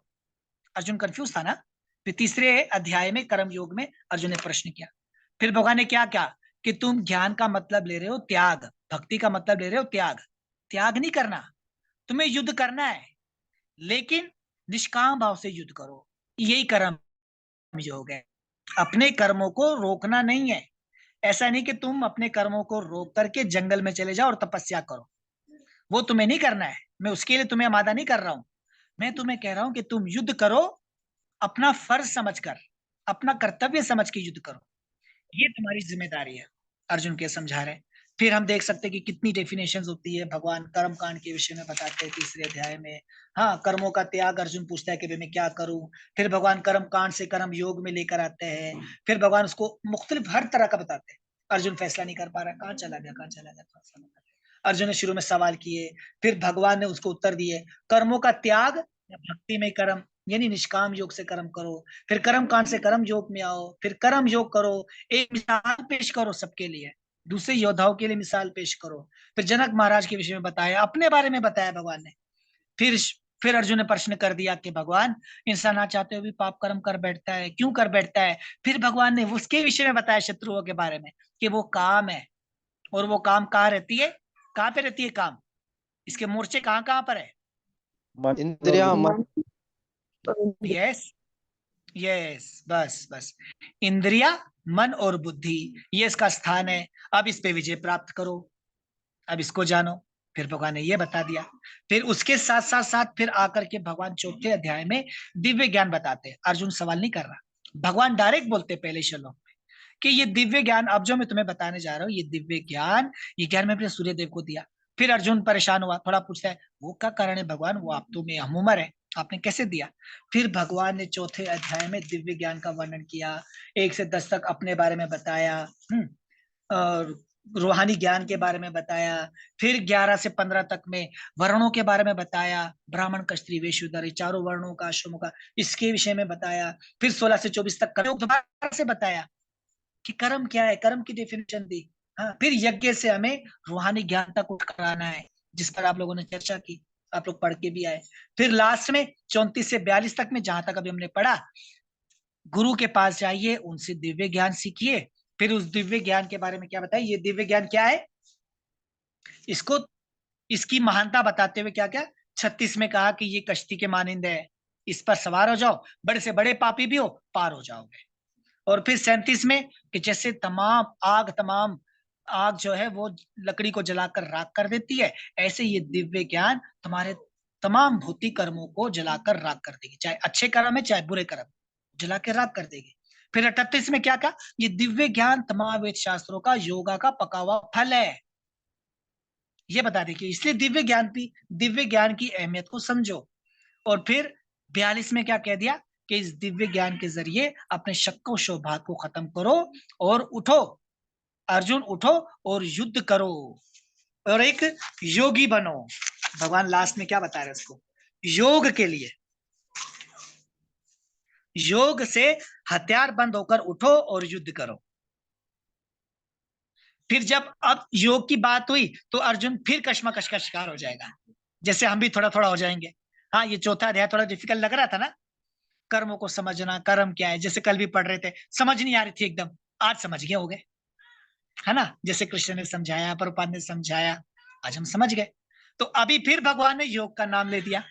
अब जब दोबारा कृष्ण ने योग का नाम लिया तो हम 5वें अध्याय की तरफ जा रहे हैं। 5वें अध्याय को कहा जाता है कृष्ण भावना में कर्म, कर्म योग, कृष्ण भावना में कर्म। अब अर्जुन फिर कंफ्यूज हो जाएगा, अब अर्जुन फिर कंफ्यूज हो जाएगा। तीसरे अध्याय में भी अर्जुन ने प्रश्न किया, भगवान ने उत्तर देना शुरू किया।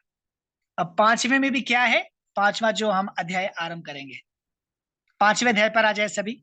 5वां अध्याय खोलिए अपना, अपनी हैंडबुक पे भी 5वें अध्याय का पेज लेकर आ जाइए, चौथे के साथ ही होगा, पेज नंबर 25। यस, शाबाश, 25 है, लास्ट का है।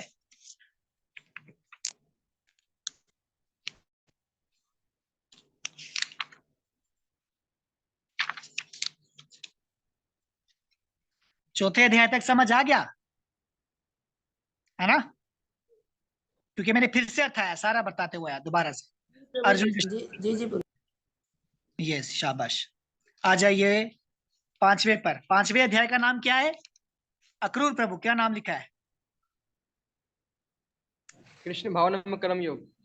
हाँ, संपर्क देखिए, अभी रिश्ता देखिए आपस में। पहला अध्याय कुरुक्षेत्र मैदान जंग में फौजों का मुशाहिदा, दूसरा अध्याय गीता का सार। गीता का सार क्यों है?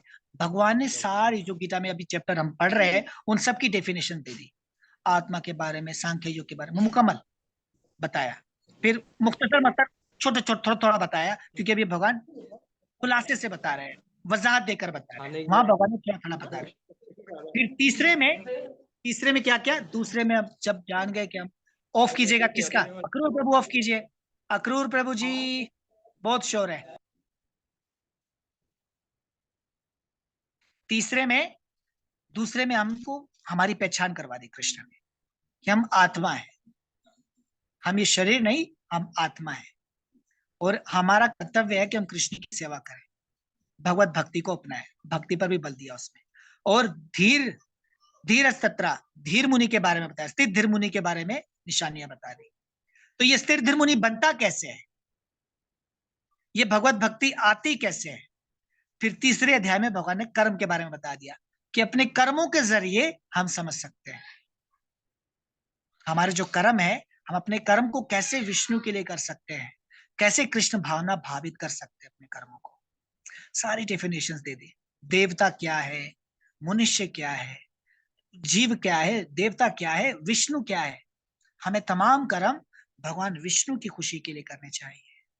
तमाम यज्ञ की डेफिनेशन क्या थी, निर्धारित कर्म भगवान के लिए करने चाहिए। हमने वहां पे कर्मों को करने के बारे में सीखा कि कैसे करने चाहिए। फिर चौथे अध्याय में आकर के भगवान ने मजीद दिव्य ज्ञान के जरिए और सुधार बताया, दिव्य ज्ञान के जरिए और अच्छे से हमें बताया कि हम कैसे दिव्य ज्ञान को प्राप्त करके अपने कर्मों को अच्छे से सुधार सकते हैं। उसमें कर्म योग भी पढ़ा हम लोगों ने, हाँ, चारों आवरणों के बारे में पढ़ा, कर्म योग पढ़ा, यज्ञ के बारे में पढ़ा, रूहानी ज्ञान सर्वश्रेष्ठ, दिव्य ज्ञान की अहमियत पढ़ा। अब ये जो दिव्य ज्ञान है ना, इसको प्रैक्टिकल में लाना है। वो दिव्य ज्ञान जो भगवान ने बताया चौथे अध्याय में, इसको प्रैक्टिकली अपनी लाइफ में लेकर आना है। वो कैसे आएगा? वो इस 5वें अध्याय में है। ये इन अध्यायों का आपस में संपर्क है। तीसरे में कर्म बता दिया कि कर्म हमें कैसे कैसे करने हैं। आल्दो प्रभुपाद जी ने हमें उसके मफहूमों के अंदर कृष्ण भावना दे दी, प्रभुपाद ने हमारे सामने कृष्ण भावना वाजे कर दी। लेकिन अब 5वें में हम इसी ज्ञान को, इस दिव्य ज्ञान को अपने जीवन में कैसे अप्लाई करें, जिसको कृष्ण भावना बोलते हैं। इसलिए इस अध्याय का नाम है कर्म योग कृष्ण भावना में कर्म। इस दिव्य ज्ञान के द्वारा हम कृष्ण भावना को समझेंगे और कृष्ण भावना में हम कैसे कर्म करते हैं। कहने को ये अध्याय छोटा है, 29 श्लोक आएंगे इसमें, लेकिन ये बहुत महत्वपूर्ण अध्याय है, बहुत खास अध्याय है। समझ रहे हैं? इसमें बहुत खास पॉइंट आएंगे जिसपे हमें चर्चा करनी है। अब देख सकते हैं इस 5वें अध्याय में, जिसको कृष्ण भावना कहा जा रहा है, इस चौथे अध्याय 4 में कृष्ण ने अर्जुन को यह बताया। यस नंद कुमार प्रभु, आपके सामने लिखा है ना, पढ़िए जरा, हैंड बुक से। जी जी जी जी। हाँ, अध्याय 5 कर्म योग कृष्ण भावित कर्म। अध्याय में कृष्ण अर्जुन को अध्याय 4 में कृष्ण ने अर्जुन को ये बताया कि सभी यज्ञों का अंतिम फल दिव्य ज्ञान होता है, लेकिन अध्याय 4 के आखिर में भगवान अर्जुन को दिव्य ज्ञान में एक निष्ठ होकर युद्ध लड़ने का मशवरा देते हैं। लिहाजा भक्ति पूर्वक कर्म और ज्ञान में कर्म दोनों की अहमियत पर एक साथ जोर देकर कृष्ण ने अर्जुन को फिक्रमंद कर दिया और इसके अहद को गुमराह कर दिया। देखिए, फिर दोबारा गुमराह कर दिया। भगवान ने दिव्य ज्ञान दे दिया, अब लास्ट में भगवान वाला युद्ध करो, क्योंकि अर्जुन ने पहले भी ज्ञान का मतलब क्या लिया था, जंगल में चले जाना, तपस्या करना। लेकिन भगवान ने क्या बोला, नहीं नहीं, तुम्हें कर्म करना है, तुम अपना कर्म करो, तुम्हारा अधिकार तुम्हारे कर्मों पर है, और वो कर्म मेरे लिए करो, वो तुम्हारा धर्म है। फिर धर्मों की वजह भी बता दी। अब देखिए, चौथे अध्याय में हमने दिव्य ज्ञान के विषय में चर्चा किया, यज्ञों के विषय में चर्चा किया, आखिर में भगवान ने दिव्य ज्ञान की अहमियत बता दी, और फिर क्या किया, भक्ति पूर्वक कर्म ज्ञान में कर्म दोनों की अहमियत पर एक साथ जोर दे करके। इस लाइन को बड़ी खास बात है, भक्ति पूर्वक कर्म। भक्ति पूर्वक कर्म का मतलब कर्म करो लेकिन कृष्ण की खुशी के लिए, ये भक्ति है। अपने इंद्रियों से कृष्ण के सारे कार्य करो। हाँ, और ज्ञान में कर्म, यानी दिव्य ज्ञान में कायम होकर के, दिव्य ज्ञान को जान करके कर्म करने चाहिए। दोनों की अहमियत को एक साथ बता करके अर्जुन को फिर फिक्रमंद कर दिया। अर्जुन फिर उलझन का शिकार हो गया, जो उसका ऐद था वो फिर टूट गया थोड़ा सा। भगवान ने उसको उठाया है कि युद्ध करो, उठो और युद्ध करो, लेकिन पड़ गया अर्जुन फिर गुमराह हो रहा है, फिर सोच में पड़ गया। आइए जरा देखिए क्या सोच में पड़ रहा है।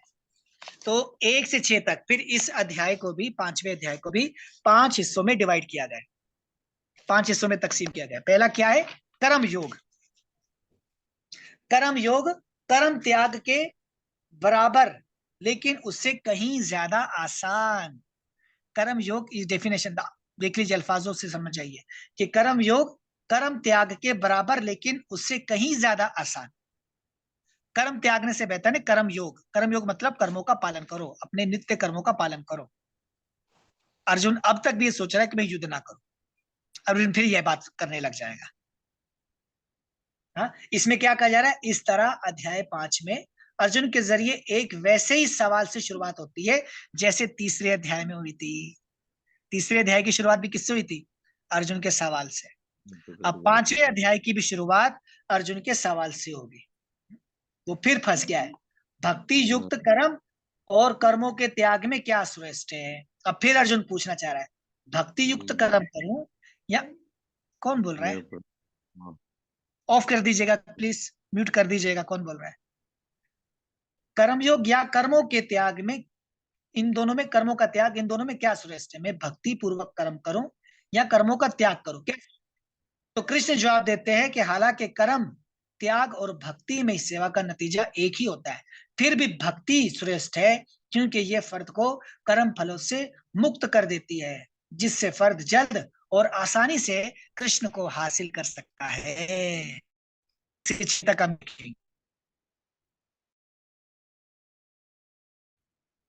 दूसरे क्या या ज्ञान बयान, इस पे चर्चा बाद में करते हैं हम, पहले 1 से 6 तक में आते हैं। आइए पहले श्लोक पे, 5वां अध्याय कृष्ण भावना में कर्म। नित्यानंदा प्रभु जी पढ़िए, पहला श्लोक पढ़िए। हरे कृष्ण प्रभु। अर्जुन ने कहा, हे कृष्णा, पहले आप मुझसे कर्म त्यागने के लिए कहते हैं और फिर भक्ति पूर्वक कर्म करने का आदेश देते हैं। क्या आप अब कृपा करके निश्चित रूप से मुझे बताइए कि इन दोनों में से कौन अधिक लाभप्रद है? हाँ देखिए, अब फिर अर्जुन जो है वो अर्जुन का शिकार हो गया। अब क्या कह रहे हैं? अर्जुन ने कहा, हे कृष्ण, पहले आप मुझसे कर्म त्यागने को कहते हैं कि कर्मों का त्याग, कर्म फलों का त्याग कर दीजिए, कर्मों का त्याग कर दीजिए। अर्जुन अभी तक भी शिकार हुआ पड़ा है, समझ नहीं पा रहे मैं क्या करूं। भगवान ने फिर उसको विचलित कर दिया और क्या कह रहे हैं कि पहले आप मुझे कर्म त्यागने को कहते हैं, फिर भक्ति में कर्म करने का मशवरा देते हैं, यानी निष्काम भाव से, बुद्धि योग जिसको बोलेंगे, इस ज्ञान के जरिए, दिव्य ज्ञान के जरिए भक्ति में कर्म करने का मशवरा देते हैं। अब आप कृपा करके मुझे सही मायनों में बताइए कि इन दोनों में से कौन सा तरीका ज्यादा फायदामंद है। इसका मफहूम श्रीमद् भगवद गीता के इस 5वें अध्याय में भगवान कहते हैं कि भक्ति सेवा में काम करना खुश्क मानसिक चिंतन दैनिक अयास से बेहतर है। भक्ति सेवा ज्यादा आसान है क्योंकि फितरती तौर पर आध्यात्मिक होने के बायस ये इंसान को रद्दे अमल से छुटकारा दिलाती है। दूसरे अध्याय में आत्मा और इसके मादी जिस्म के बंधन का इब्तदाई ज्ञान बयान किया गया था। इसी में बुद्धि योग यानी भक्ति सेवा के जरिए इस मादी बंधन से निकलने का भी जिक्र किया गया। तीसरे अध्याय में यह बयान किया गया कि सच्चा ज्ञानी किसी भी कर्तव्य को करने को पाबंद नहीं है। चौथे अध्याय में भगवान अर्जुन को बताते हैं कि तमाम यज्ञों का सरचश्मा ज्ञान इल्म होता है, लेकिन चौथे अध्याय के इख्तिताम पर भगवान अर्जुन को पूर्ण ज्ञान में कायम होकर उठने और लड़ने पर जोर देते हैं। लिहाजा बेवक्त भक्ति सेवा में कर्म और ज्ञान में अकर्म की अहमियत पर जोर देने से श्री कृष्ण ने अर्जुन को हैरत में डाल दिया। फिर से प्रभात जी ने भी वही बातें बता दी जो भी हमने आपको कही। अभी अर्जुन जरा बंद रखना, बड़ा खास टॉपिक है, ख्याल रखिए।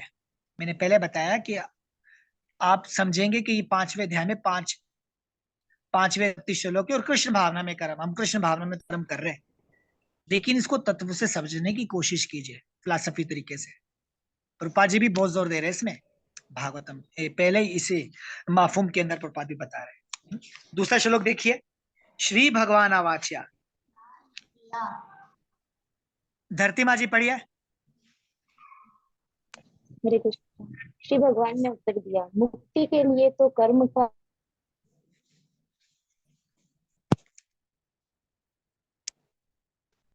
परित्याग तथा भक्तिमय कर्म श्रेष्ठ।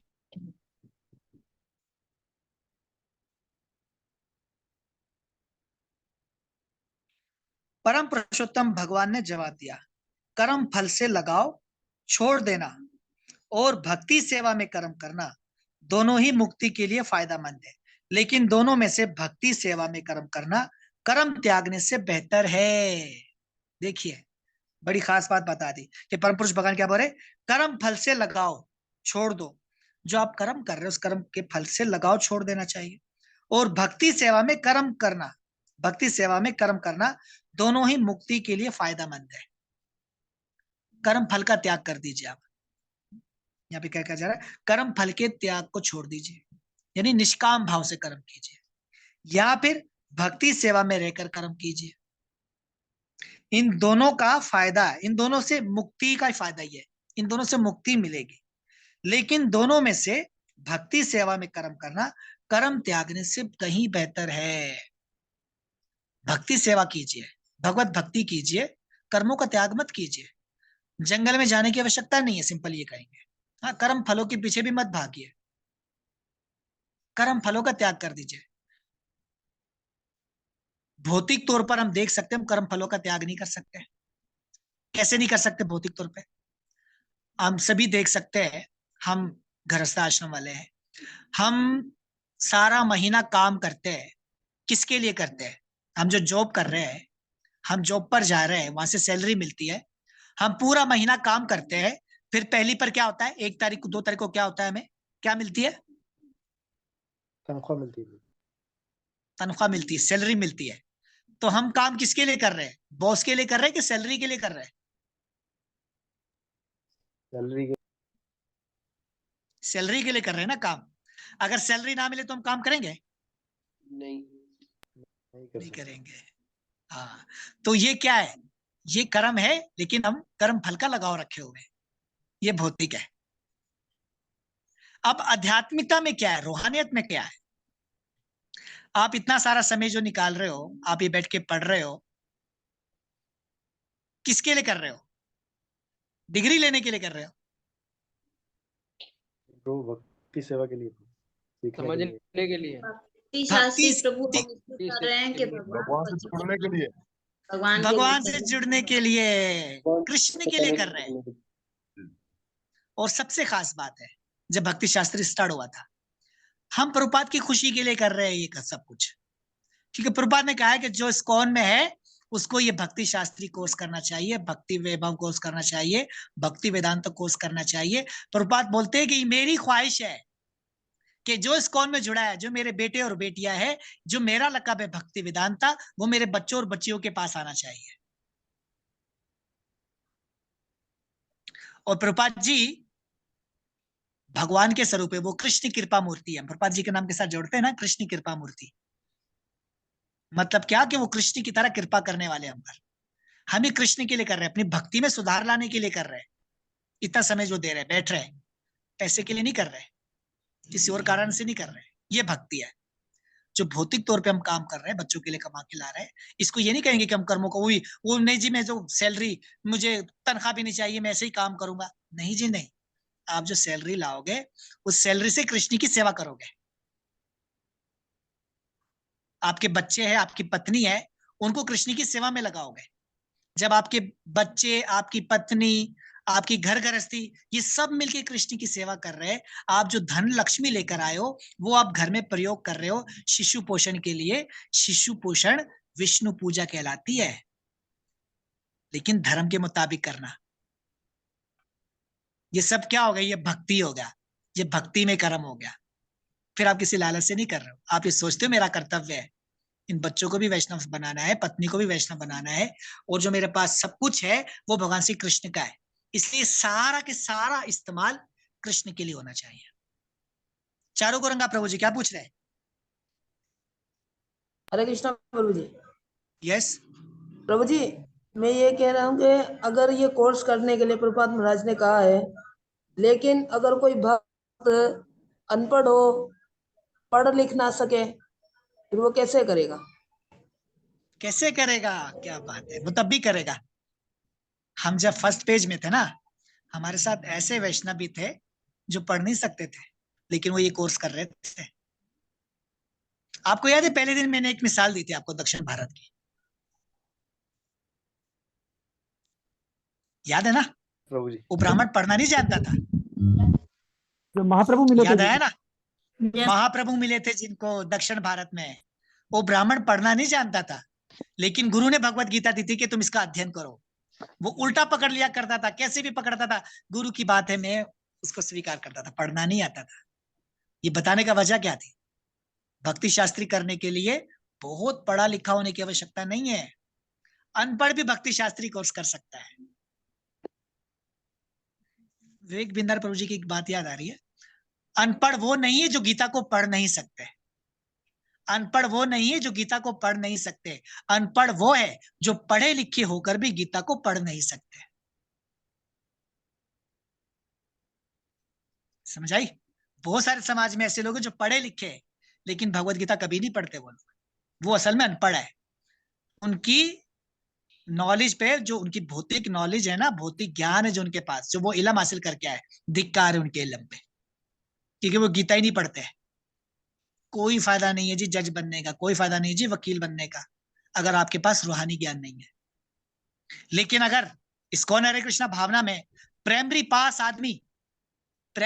आदमी भगवत गीता का प्रचार कर रहा है, भगवत गीता पढ़ के, तो वो बड़े से बड़े जज, मजिस्ट्रेट उससे ज्यादा बड़ा है, उससे ज्यादा श्रेष्ठ है कि वो गीता पढ़ रहा है, गीता पढ़ के प्रचार कर रहा है।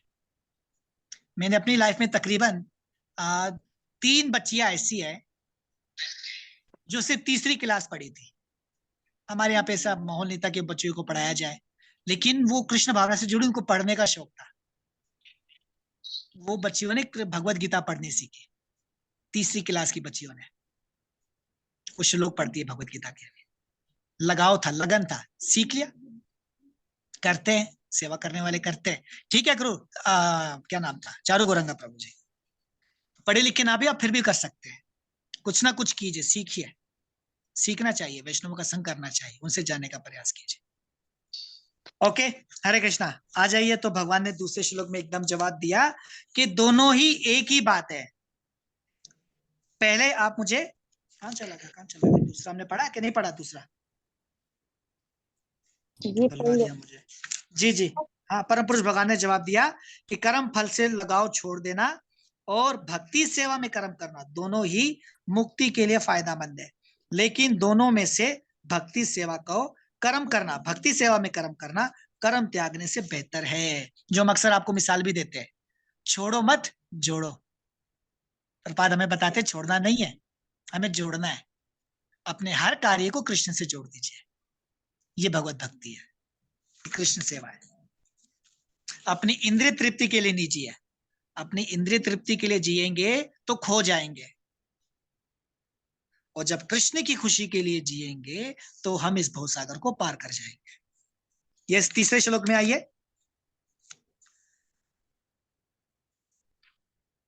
चारू गौरंगा प्रभु जी पढ़िए। जो शख्स ना अपने कर्म के फलों से नफरत करता है और ना उसकी ख्वाहिश रखता है, उसे हमेशा त्यागी या सन्यासी जानना चाहिए। ए ताकतवर बाजू वाले अर्जुन, ऐसा शख्स तमाम दोई से आजाद होकर मादी बंदिशों से पूरी तरह आजाद हो जाता है। मैं एक बार इस श्लोक पढ़ूंगा दोबारा, आप सुनिएगा। जो शख्स ना ही कर्म फलों से द्वेष करता है, कर्म फलों से द्वेष नहीं करता, उसके कर्मों के द्वारा जो उसे मिल रहा है उसे भोगने के लिए तैयार है, उनसे द्वेष नहीं करता, और ना ही कर्म फल की ख्वाहिश करता है, और ना ही कर्म इसलिए कर रहा है कि मुझे इससे कुछ प्राप्त हो जाए, मेरा नाम होना चाहिए, मेरी शोहरत, नहीं नहीं नहीं, नहीं। अपना कर्तव्य कर रहा है।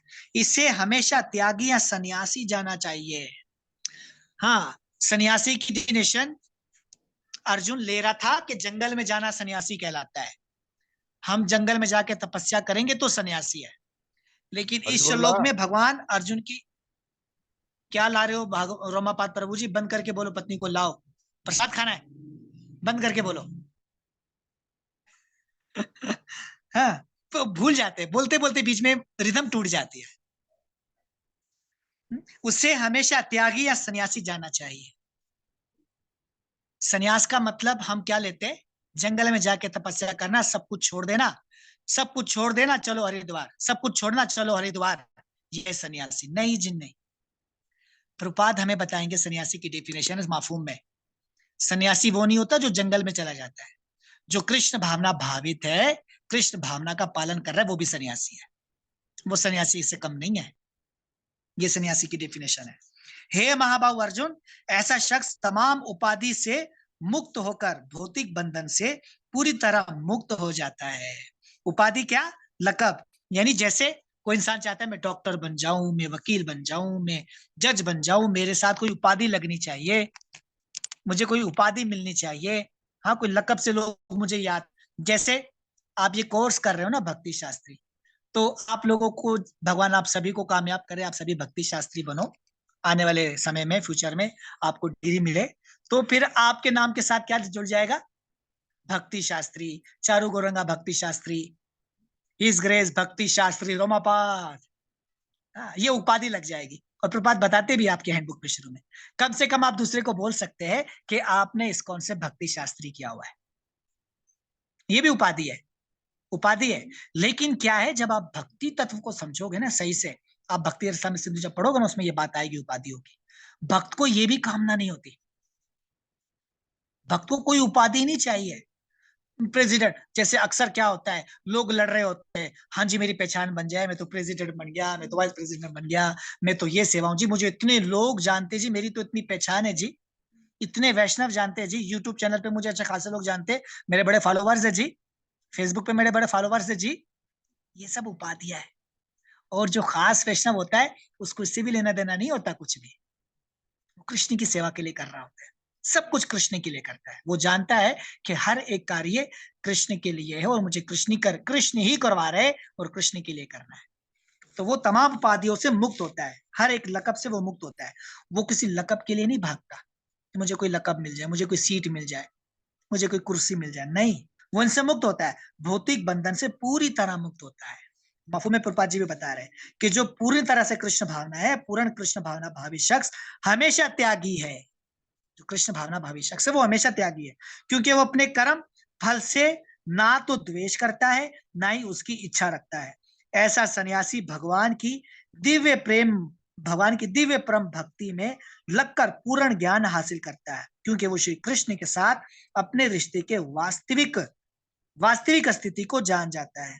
वो अच्छी तरह जानता है कि श्री कृष्ण पूर्ण है और श्री कृष्ण का अंश हूं और वो खुद श्री कृष्ण का अंश है। ऐसा ज्ञान पूर्ण है क्योंकि ये ज्ञानात्मक खसूसियत और सकारात्मक मिकदार लिहाज से सही है। श्री कृष्ण के साथ एक होना का तस्वुर गलत है, क्योंकि अंश पूर्ण अंशी के बराबर नहीं हो सकता। ये ज्ञान की एकता गुणों के लिहाज से है और ना के मिकदार के लिहाज से ठीक दिव्य ज्ञान है। प्रभुपाद जी माफू में भी बता रहे सारी बातें। तो इसलिए हमें पूरी तरह से इस दिव्य ज्ञान में कायम होना है, भगवत भक्ति करनी है। कर्म योग कर्म त्याग के बराबर, लेकिन इससे कहीं ज्यादा आसान, अर्थात भक्ति। कर्म योग का मतलब भक्ति योग। अब आइए चौथे श्लोक पे। यस, भागवत प्रभु जी पढ़िए चौथा श्लोक नंबर 4, भागवत प्रभु। अज्ञानी ही भक्ति सेवा को मादी दुनिया के तजज़ियाती मुताले से मुख्तलिफ कहते हैं। जो वाकई ज्ञानी है वो कहते हैं कि जो अपने आप को इनमें से किसी एक राह पर अच्छी तरह से लगाता है वो दोनों के फल हासिल करता है। अब इस श्लोक में भगवान दोनों की वजाहत कर रहे हैं, कर्म योग की भी और कर्मों के त्याग से भी, कर्म फलों के त्याग से और भक्ति में सेवा से। जो भक्ति सेवा के द्वारा कर्म कर रहे हैं वो भी, और जो कर्म फलों का त्याग कर रहे हैं उनकी भी, दोनों की वजाहत यहाँ पे भगवान श्री कृष्ण बोल रहे कि अज्ञानी समझता है, अज्ञानी भक्ति सेवा कर्म योग को मादी दुनिया के तजज़ियाती मुताले से मुख्तलिफ कहते हैं। जो सांख्य योग हम पढ़ के आए दूसरे अध्याय में, उसको अलग समझते हैं, जबकि उसमें हम आत्मा को ही जान रहे हैं ना। सांख्य योग का सिंपल मतलब क्या? आत्मा तत्व को जानना, हाँ, सत्य और असत्य को जानना। भक्ति में भी हम जान जाते हैं कि हम आत्मा है, शरीर नहीं है, भगवान की सेवा करते हैं। और सांख्य योग में भी यही है, भगवान को अपने आप को आत्मा मान लेना है, सत्य को जान लेना है, ये शरीर असत्य नाश है और अब मैं परमात्मा की सेवा में लग जाऊं, आत्मा साक्षात्कार करूं। ये दोनों एक ही है, लेकिन जो अज्ञानी होता है वो इनको अलग अलग समझता है। जो वाकई ही ज्ञानी है वो कहते हैं, जो हकीकत में ज्ञानी है, खास बात, जो वाकई ज्ञानी है वो कहते हैं कि जो अपने आप को इनमें से किसी एक राह पर अच्छी तरह लगाता है वो दोनों के फल हासिल कर सकता है। जो पूर्णता से अपने आप को भगवत भक्ति में लगाए वो भी, और जो कर्म फलों का त्याग करे वो भी, दोनों ही भगवान को प्राप्त कर सकते हैं, हासिल कर सकते हैं। 5वां श्लोक देखिए। कृष्णा कुमार, किसने नहीं पढ़ा? ऐसे जिसने अभी तक नहीं पढ़ा। हरेश्वर श्याम, नहीं, हरेश्वर श्याम को पढ़ने दीजिए पहले। हरेश्वर श्याम प्रभु जी, मेरे पास सिंधी भगवत गीता है प्रभु। सिंधी में पढ़िए, सिंधी में पढ़िए, स्वागतम। Okay okay.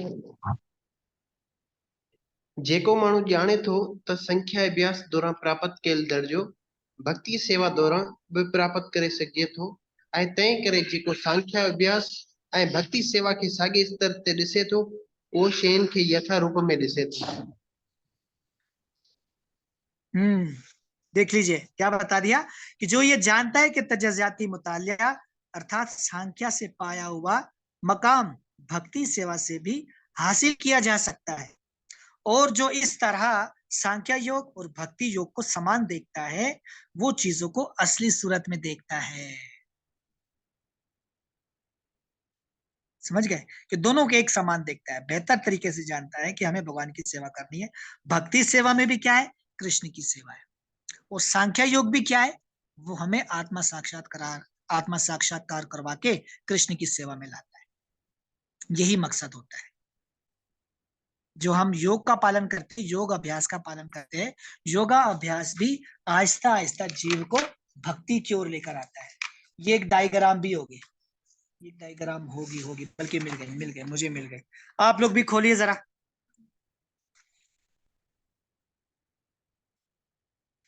पेज नंबर मेरे पास 30 है। अपनी हैंडबुक खोलिए, ये डायग्राम और अच्छा समझ जाओगे इसको।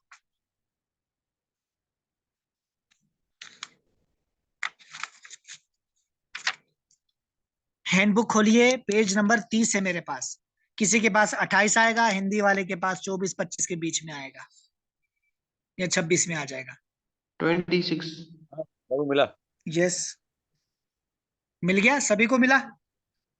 बताया तो जहाँ लिखा हुआ है कृष्ण अर्जुन के एतराजात को मुस्तरद करते हैं, इसके लास्ट में देखिए क्या हुआ।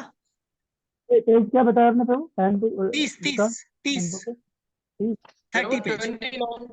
योग सीढ़ी लास्ट में। ओके, किसी के पास 29 आ जाएगा, किसी के पास 28 आ जाएगा, किसी के पास 26 आ जाएगा। 23। ओके, हिंदी में कौन सा आ रहा है? 23 प्रभु जी। ओके जी, चलो जी, सबको पता चल गया। अभी देखिए जी, जहां लिखा है योग, ये देखिए पहला क्या है? कर्म कांड। कर्म कांड करते करते वेदों का हम जब मुताला कर रहे हैं, जैसे हम पढ़कर आ चुके हैं, वेद ज्यादातर कर्म कांड पर निर्धारित है, लेकिन वो आहिस्ता आहिस्ता लोगों को कर्म कांड से कर्म योग की तरफ लाता है। ठीक है, कर्म कांड से इंसान आहिस्ता आहिस्ता तरक्की करके कर्म योग में आता है। कर्म योग क्या है? भगवत भक्ति में ही कर्म है, इसको भगवत भक्ति में कर्म भी कहेंगे। साथ साथ में यहाँ पे जो कर्म योग है, विष्णु की खातिर करना, जो 3रे अध्याय में पढ़कर आए, शास्त्रों के मुताबिक कर्म करना। कर्म योग से फिर ज्ञान योग। ओहो, ऑफ कीजिएगा, किसका माइक ऑन है? हरेश प्रभु जी, ऑफ कीजिएगा माइक। कर्म योग से फिर ज्ञान योग देखिए, जो दिव्य ज्ञान की बात हो रही है।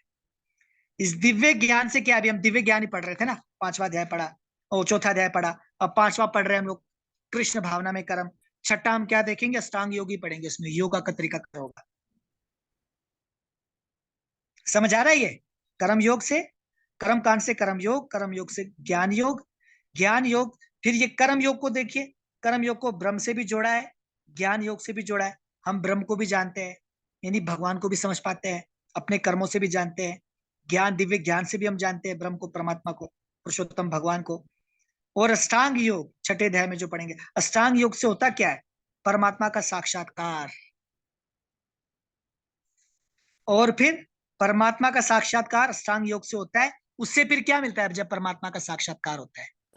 योग का भी आखिरी मकसद क्या है? भक्ति योग। यस, ये फल है, आखिर में भक्ति तक ही आना है। हमें बेटे इसको लाना तारिल की, यहां से जल्दी से।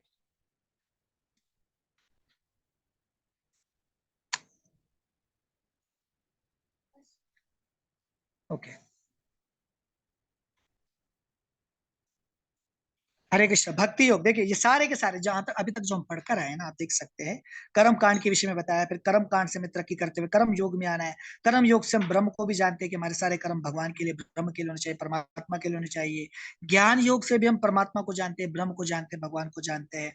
और फिर आहिस्ता आहिस्ता अष्टांग योग, 6ठे अध्याय में अष्टांग योग को देखोगे। फिर इस अष्टांग योग का भी मतलब क्या होता है? योग अभ्यास का मतलब भी क्या होता है? परमात्मा का साक्षात्कार करना। और परमात्मा का साक्षात्कार होने से मिलता क्या है? भक्ति मिलती है, भक्ति योग मिलता है। हम डायरेक्ट कृष्ण भावना में आ गए, कृष्ण भक्ति मिल गई, ये भक्ति योग है। और बहुत सारे हो सकता है पूर्व जन्मों में हमने अष्टांग योगों का पालन किया है, अष्टांग योग का अभ्यास किया है, ध्यान योगी थे हम सभी, इसलिए आज हम कृष्ण भावना भावित है। और कृष्ण भावना भावित आखिरी मंजिल है, यही मंजिल मकसूद है। भक्ति योग, भक्ति योग सर्वश्रेष्ठ है। थोड़ा समझ आ रहा है ये बात कि नहीं आ रही है? हरे कृष्णा प्रभु। यस जैसा आपने बताया कि हम सब ने पिछले जन्म में अष्टांग योग किया है, जिसकी वजह से हम कृष्ण भक्ति को प्राप्त किए हैं, ठीक है प्रभु। यस लेकिन यस, अगर ये हम भी है। भगवदगीता में देखते हैं अष्टांग योग में 6ठे अध्याय में, तो मोटा मोटा कर देखते हैं तो ये बहुत डिफिकल्ट लगता है, और कई जगह प्रभुपाद जी ने उसको थोड़ा रिफ्यूज भी किया है, उसको निग्लेक्ट भी किया है, इग्नोर भी ओके किया है, ओके, ठीक है ना प्रभु। और लेकिन आप यहाँ बता रहे हैं कि उसके द्वारा ही हम पिछले जन्म में हमने कोई ऐसा किया है अष्टांग योग, उसके द्वारा हम आज ये भक्ति कर पा रहे हैं। तो अब इसको ध्यान से समझिए। हाँ जी सही, मैं पकड़ गया आपकी बात कि आप ये समझ रहे हो कि शायद हम अगले योग में, अगले जन्म, पूर्व जन्मों में कोई ध्यान योगी थे, अष्टांग योग का पालन कर रहे थे, इसलिए आज हम भक्ति में हैं। जी जी। अब इस और प्रभु सिंपल से समझ योग की लीजिए। साधना कोई भगवान की प्राप्ति तो नहीं है, हमने सुना है ऐसा। कैसे कैसे योग की जो योग? जैसे योग की कोई साधना जो होती है, जो अष्टांग योग बता रहे हैं, इसकी जो साधना है उसको भगवान की प्राप्त, उसको भगवान से को प्राप्त नहीं किया जा सकता है, कहीं भी सुना था हाँ, ऐसे में। तो इधर देख लीजिए ना, मैंने टेबल आपको दिखाया क्यों है, इससे तो दिखाया है कि योग साधना का, अष्टांग योग का जो आप पालन कर रहे हो, परमात्मा का साक्षात्कार हो रहा है। लेकिन परमात्मा का साक्षात्कार होने के बाद क्या मिल रही है? भक्ति योग मिल रही है। असल में मुक्ति, असल में भगवान को जो जानोगे वो भक्ति योग से जानोगे, अष्टांग योग से नहीं जानोगे। टेबल भी तो इसलिए दिखा रहा हूं मैं आपको प्रभु जी, यही समझने के लिए दिखा रहा हूं। आप सही कह रहे हैं प्रभु जी। तो जब भक्ति के द्वारा हम भगवान को जान सकते हैं, आप पहचान सकते हैं, आप पा सकते हैं, तो फिर अष्टांग के बजाय फिर भक्ति योग ही होना चाहिए ना प्रभु, के द्वारा तो हम भगवान को प्राप्त करेंगे। अच्छा, जब दूसरे सवाल सवाल, चाहता हूँ, हाँ, दूसरे श्लोक में भगवान उत्तर दे रहे हैं ना कि दोनों सर्वश्रेष्ठ है, लेकिन फिर भगवान एक बात बोल रहे हैं, भक्ति योग ज्यादा बेहतर है। ये लाइन सुनी आपने, है ना? लोग इस पे ध्यान क्यों नहीं दिए कि दोनों ही श्रेष्ठ है? क्योंकि अष्टांग योग भी आपको परमात्मा का साक्षात्कार करा के भक्ति की ओर लेकर आ रहा है। कम से कम आप आ तो रहे हो, लेकिन भक्ति ज्यादा श्रेष्ठ है। ये अब फाइनल स्टेज है, ये हदमी स्टेज है, आखिरी स्टेज है भक्ति। जी जी ठीक है, बिल्कुल। इस भक्ति के अतिरिक्त हम मुक्ति प्राप्त नहीं कर सकते। रामायण के अंदर तुलसीदास जी भी बोलते हैं, उस दोहा को मुझे शिष्य याद है, उसका ट्रांसलेशन कर देता हूँ खाली। वो बताते हैं कि बिन हरि भक्ति ना बहुत अरे, मतलब क्या कि रेत है ना, रेत, रेत में से घी निकल सकता है? नहीं, रेत में से घी नहीं निकलेगा ना। लेकिन तुलसीदास जी बोल रहे हैं, मैं मान लेता हूं कि रेत में से घी निकल जाएगा, रेत में से घी नहीं निकलेगा, लेकिन मैं मान लेता हूं कि रेत में से घी निकल जाएगा। और पानी को मथने से, पानी का मंथन करने से मक्खन निकलेगा? नहीं, पानी में से मक्खन निकलेगा? बाजार नहीं प्रभु, नहीं निकलेगा, बेवकूफी है। लेकिन तुलसीदास जी बोलते मैं ये भी मान लूंगा, पर लेकिन वो एक बात बताते, लेकिन लेकिन लेकिन बिन हरि भक्ति ना बहुत अरे, बिन हरि भक्ति ना बहुत अरे। बगैर हरि के भक्ति के जीव पार नहीं हो सकता, तर नहीं सकता इस भवसागर से, मुक्त नहीं हो सकता। तो फिर कहाँ रह गया अष्टांग योग, कहाँ रह गया ध्यान योग, कहाँ रह गया कर्मों का फलों का त्याग? जी जी, भक्ति फाइनल पे आ गई। ये टेबल दिखाने का मतलब ही मेरा यही है कि ये कर्म कांड, ध्यान योग, ज्ञान योग, अष्टांग योग, यहाँ तक हमें उठाता है। फिर आखिर में अष्टांग योग से हमें परमात्मा का साक्षात्कार होता है, लेकिन मिलती इसके बदले में भक्ति है। वहां से मुक्ति नहीं मिल जाती, उसको फिर आना पड़ेगा, भक्ति करनी पड़ेगी। सही सही प्रभु, बिल्कुल सही। नारद मुनि के साथ क्या हुआ? भागवतम में ध्यान किया ना पहले, फिर उनको भगवान का आत्मा साक्षात्कार हुआ, थोड़ा सा दर्शन हुआ, फिर वो उसके पीछे गए, खोज करने लगे, फिर वो जाकर के नारद मिले और उनको भक्ति मिली, थोड़ा सा आत्मा साक्षात्कार हुआ था। प्रभु जी, जैसे अलग अलग लोग अलग अलग मार्गों पे जाना चाहते हैं, तो वो यस, अलग अलग मार्गों पे जाते हैं। कोई ज्ञान मार्ग से जाना चाहता है, कोई अष्टांग मार्ग से जाना चाहता है। भगवान ने सारे मार्गों के बारे में बता रहे हैं, लेकिन अल्टीमेटली तो भक्ति योग है। लेकिन अलग असली अलग, चीज तो असल चीज भक्ति योग है, बिल्कुल। तो लोग इस पे जाना चाहते हैं, भगवान इसके अंदर दखल नहीं देते। भगवान कहते हैं अगर तुम्हें ज्ञान योग के माध्यम से जाना चाहते हो तो ठीक है, अगर अगर आप ध्यान योग के माध्यम से जाना चाहते हो तो ठीक है, लेकिन फिर बाद में आपको मिलेगा तो वही।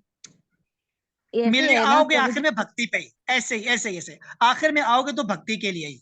तुम जाओ भले प्रभु यहाँ से जैसे जाओ, ज्ञान योग से जाओ, जैसे ध्यान कि योग से जाओ। यही ना भक्ति योग का जो है ना मार्ग सरल है, सबसे सरल यही जो ना मार्ग है भक्ति हाँ, योग का। ये भी कह सकते हैं भक्ति योग का मार्ग सरल है, लेकिन सब लोग भक्ति करते भी तो नहीं है ना। भक्ति योग सब लोग करते भी तो नहीं है ना। अगर हम ये कह दें सभी को भक्ति योग सर्वश्रेष्ठ है, भक्ति योग सब कुछ है, तो दुनिया में इतने सारे लोग हैं जंगलों में रह करके तपस्या कर रहे हैं, ध्यान योग का पालन कर रहे हैं, वो क्यों भक्त नहीं बन जाते सारे। चैतन्य महाप्रभु की लीलाओं में भी देख सकते हैं ना, प्रकाशानंद जी क्या थे, वो योगी थे ना, ध्यान योगी थे ना, वो वेदों का मुताला करने वाले थे सारे, वो ज्ञान योगी थे। भक्ति आपको प्राप्त भी तब होती है जब आप आहिस्ता आहिस्ता आहिस्ता आहिस्ता इन्हीं योग अभ्यासों का पालन करके आए हुए होते हो, कुछ ना कुछ कुछ ना कुछ। फिर आखिर में आकर के परमाणु गुरु की कृपा से और भगवान की कृपा से हमको भक्ति मिलती है। आज हमारे पास भी जो भक्ति है, पूर्व जन्मों की कुछ ना कुछ साधना जरूर है। हम भगवत गीता की इस बात को निगलेक्ट नहीं करेंगे, ना छठे अध्याय की बात को, ना हम इससे पहले जो दूसरे तीसरे में पढ़ कर आए, जो उन्होंने कहा क्या हालत होगी, ये सब है। लेकिन आज अगर हमारे पास भक्ति है तो वो प्रभुपाद जी की कृपा से है, हमारे गुरु की कृपा से है। और इसी भक्ति में अगर हमें भी टिका रहना है तो वो हम टिके रहेंगे कृष्ण की कृपा से। इस भक्ति में टिका रहना ये कृष्ण पर निर्भर है। हमें भक्ति करनी है, लेकिन कृष्ण से प्रार्थना करते रहना है कि मैं आपकी भक्ति कर सकूं, मैं आपकी भक्ति कर सकूं। और कृष्ण की कृपा से ही हम भक्ति में टिके रह सकते हैं, अगर बात यहीं से भी कर सकते हैं हम। हरे कृष्णा। ठीक है, तो समझे यहां तक, आगे चले थोड़ा।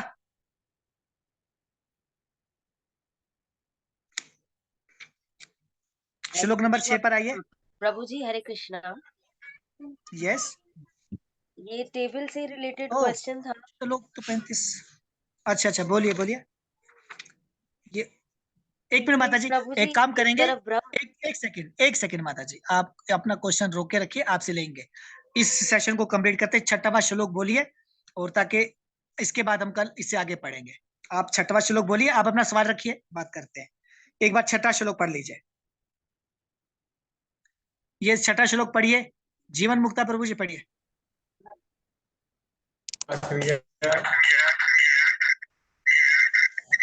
हरे कृष्णा प्रभु। भगवान की भक्ति में लगे बगैर महज तमाम कर्मों का त्याग करने से कोई खुश नहीं रह सकता, लेकिन भक्ति में लगा हुआ मन फौरन भगवान को हासिल कर लेता है।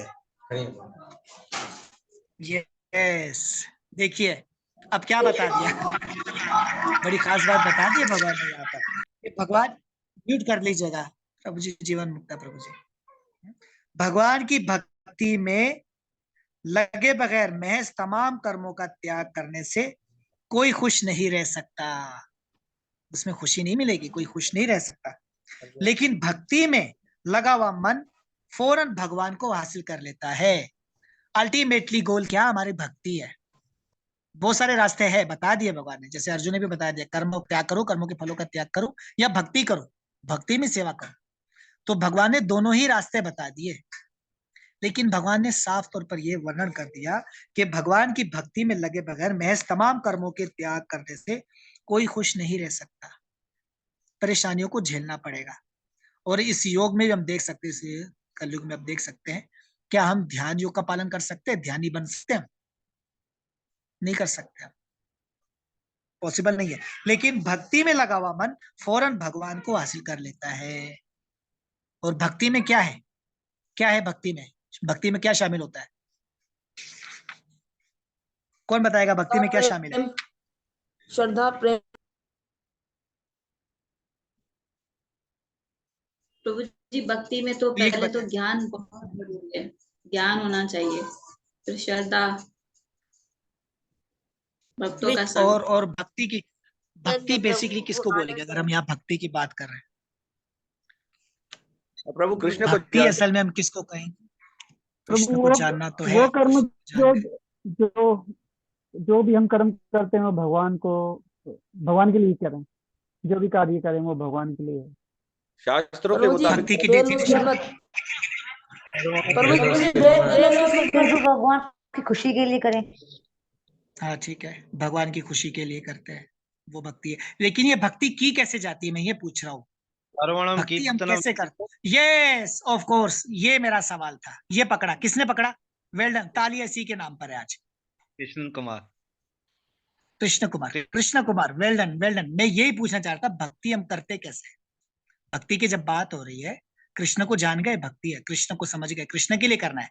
अभी तक हम यही पढ़ते रहते, सारी इंद्रियों से कृष्ण के लिए सेवा करनी, ये कृष्ण भावना है। लेकिन ये कृष्ण भावना में हम करते क्या है, वो क्या लक्षण है? श्रवणम कीर्तनम विष्णुपाद सेवनम अर्चनम वंदनम दास्यम सख्यम आत्मा निवेदनम। ये कार्य करते हैं हम भक्ति में रह करके, नौदा भक्ति का पालन करते हैं, तो भक्ति कहलाती है ये। इसलिए भक्ति मार्ग सर्वश्रेष्ठ है। भक्ति मार्ग को अपनाना है, भगवत भक्ति करनी है। भगवान की भक्ति में लगे बगैर महज तमाम कर्मों को त्याग करने से कोई खुश नहीं रह सकता। लेकिन भक्ति में लगा हुआ मन फौरन भगवान को हासिल कर लेता है। कैसे हासिल कर लेता है? श्रवण, सुन करके हम भगवान को जान पाते हैं। सिमरण, जपा करके, अपनी चैंटिंग करके। श्रवणम कीर्तनम, हरिनाम संकीर्तन सबसे खास है। हाँ, कीर्तनीय सदा हरि, ये भगवत भक्ति की सारी कला है। और क्या करते हैं? अर्चनम, अर्चा विग्रह की सेवा करते हैं। अर्चनम वंदनम, भगवान से वंदना करते हैं, भगवान के सामने प्रार्थनाएं गाते हैं, आचार्यों की प्रार्थनाएं गाते हैं। अर्चनम वंदनम सख्यम, आत्मा निवेदनम, अपनी आत्मा को समर्पण। दंडवत प्रणाम जो हम करते हैं मंदिर में जाके, वो क्या जाहिर करता है? अपने आप को समर्पण कर रहे हैं। कृष्णम, अपने आप के साथ आपको श्री चरणों में लगा दिया आपके। ठीक है, तो ये हमारा एक सेशन हुआ 6 तक, 1 से 6 तक। इसको क्या कहा गया था? 1 से 6 तक को क्या कहा गया? कर्मयोग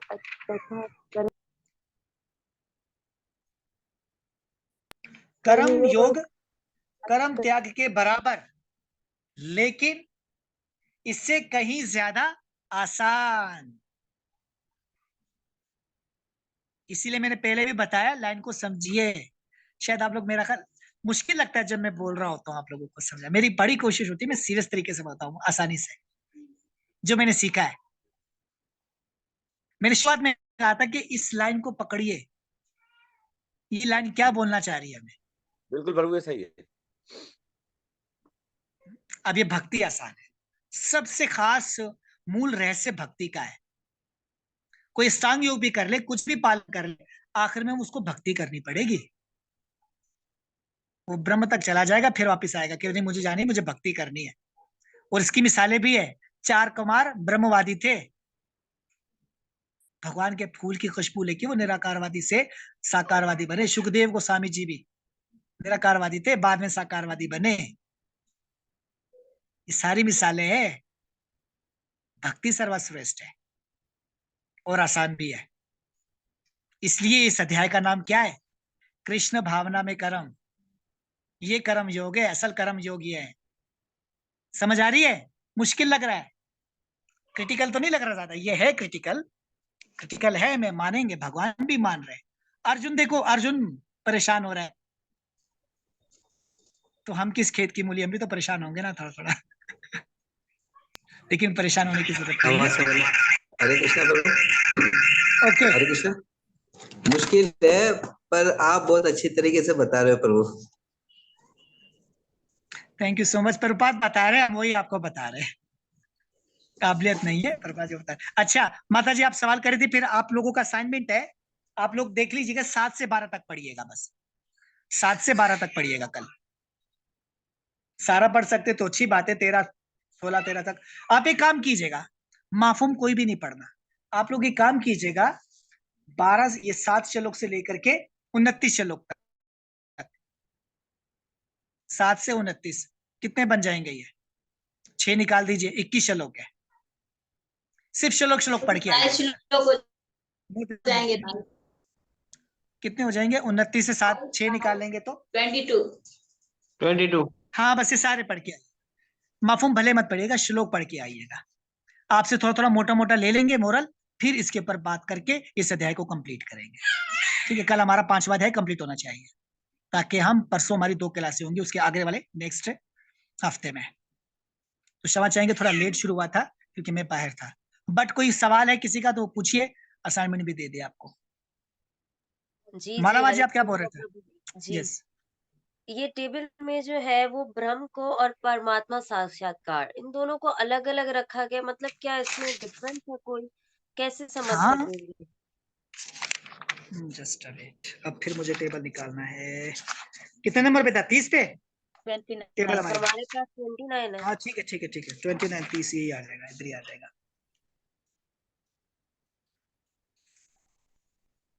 जो ज्ञान योगी होते हैं ना, कुछ ज्ञान योगी, ब्रह्म भी असल में क्या है? हमने आपको भगवत तत्व बताया था ना, भगवत तत्व क्या क्या है? ब्रह्म, परमात्मा, भगवान। जी हाँ, ये भगवत तत्व है। ठीक है, तो ब्रह्म बेसिकली भगवान ही है, पहले तो ये जाने। परमात्मा भी कौन है? भगवान ही है। लेकिन अष्टांग योगी क्या है? परमात्मा का साक्षात्कार करते हैं निराकार रूप में, ब्रह्म रूप में भगवान को मानते हैं। कर्म योगियों का भी है, कुछ ज्ञान योगियों का भी ऐसा सोच है, जो सांख्य योग को ये समझते हैं कि आत्मा परमात्मा में मिल जाती है और एक हो जाती है। फिर हमने उसके पर भी काफी डेफिनेशंस आपको दी थी, जो मालिक्यूल का मसाल भी दी थी, कि दिखने में पानी पानी से मिल जाता है, लेकिन हमारी अपनी पहचान रहती है, कभी नाश नहीं होती। तो कुछ जो ज्ञान योगी भी होते हैं या कर्म योगी भी होते हैं, वो समझते हैं कि भगवान जो है वो ब्रह्म है, तो ब्रह्म के दर्जे तक आते हैं, इससे ऊपर नहीं जा पाते। आखिरकार जो ये मुकम्मल तौर पे जानता है कर्म योग से ऊपर होता है, कर्म योग से वो ब्रह्म को भी जानता है कि ब्रह्म, हम आप लोगों ने भी जो अध्याय पढ़ा है ना, सॉरी, चौथा अध्याय, उसके अंदर भी बार बार ब्रह्म का जिक्र आ रहा था कि ब्रह्म में यज्ञ करते हैं, ब्रह्म में यज्ञ करते हैं।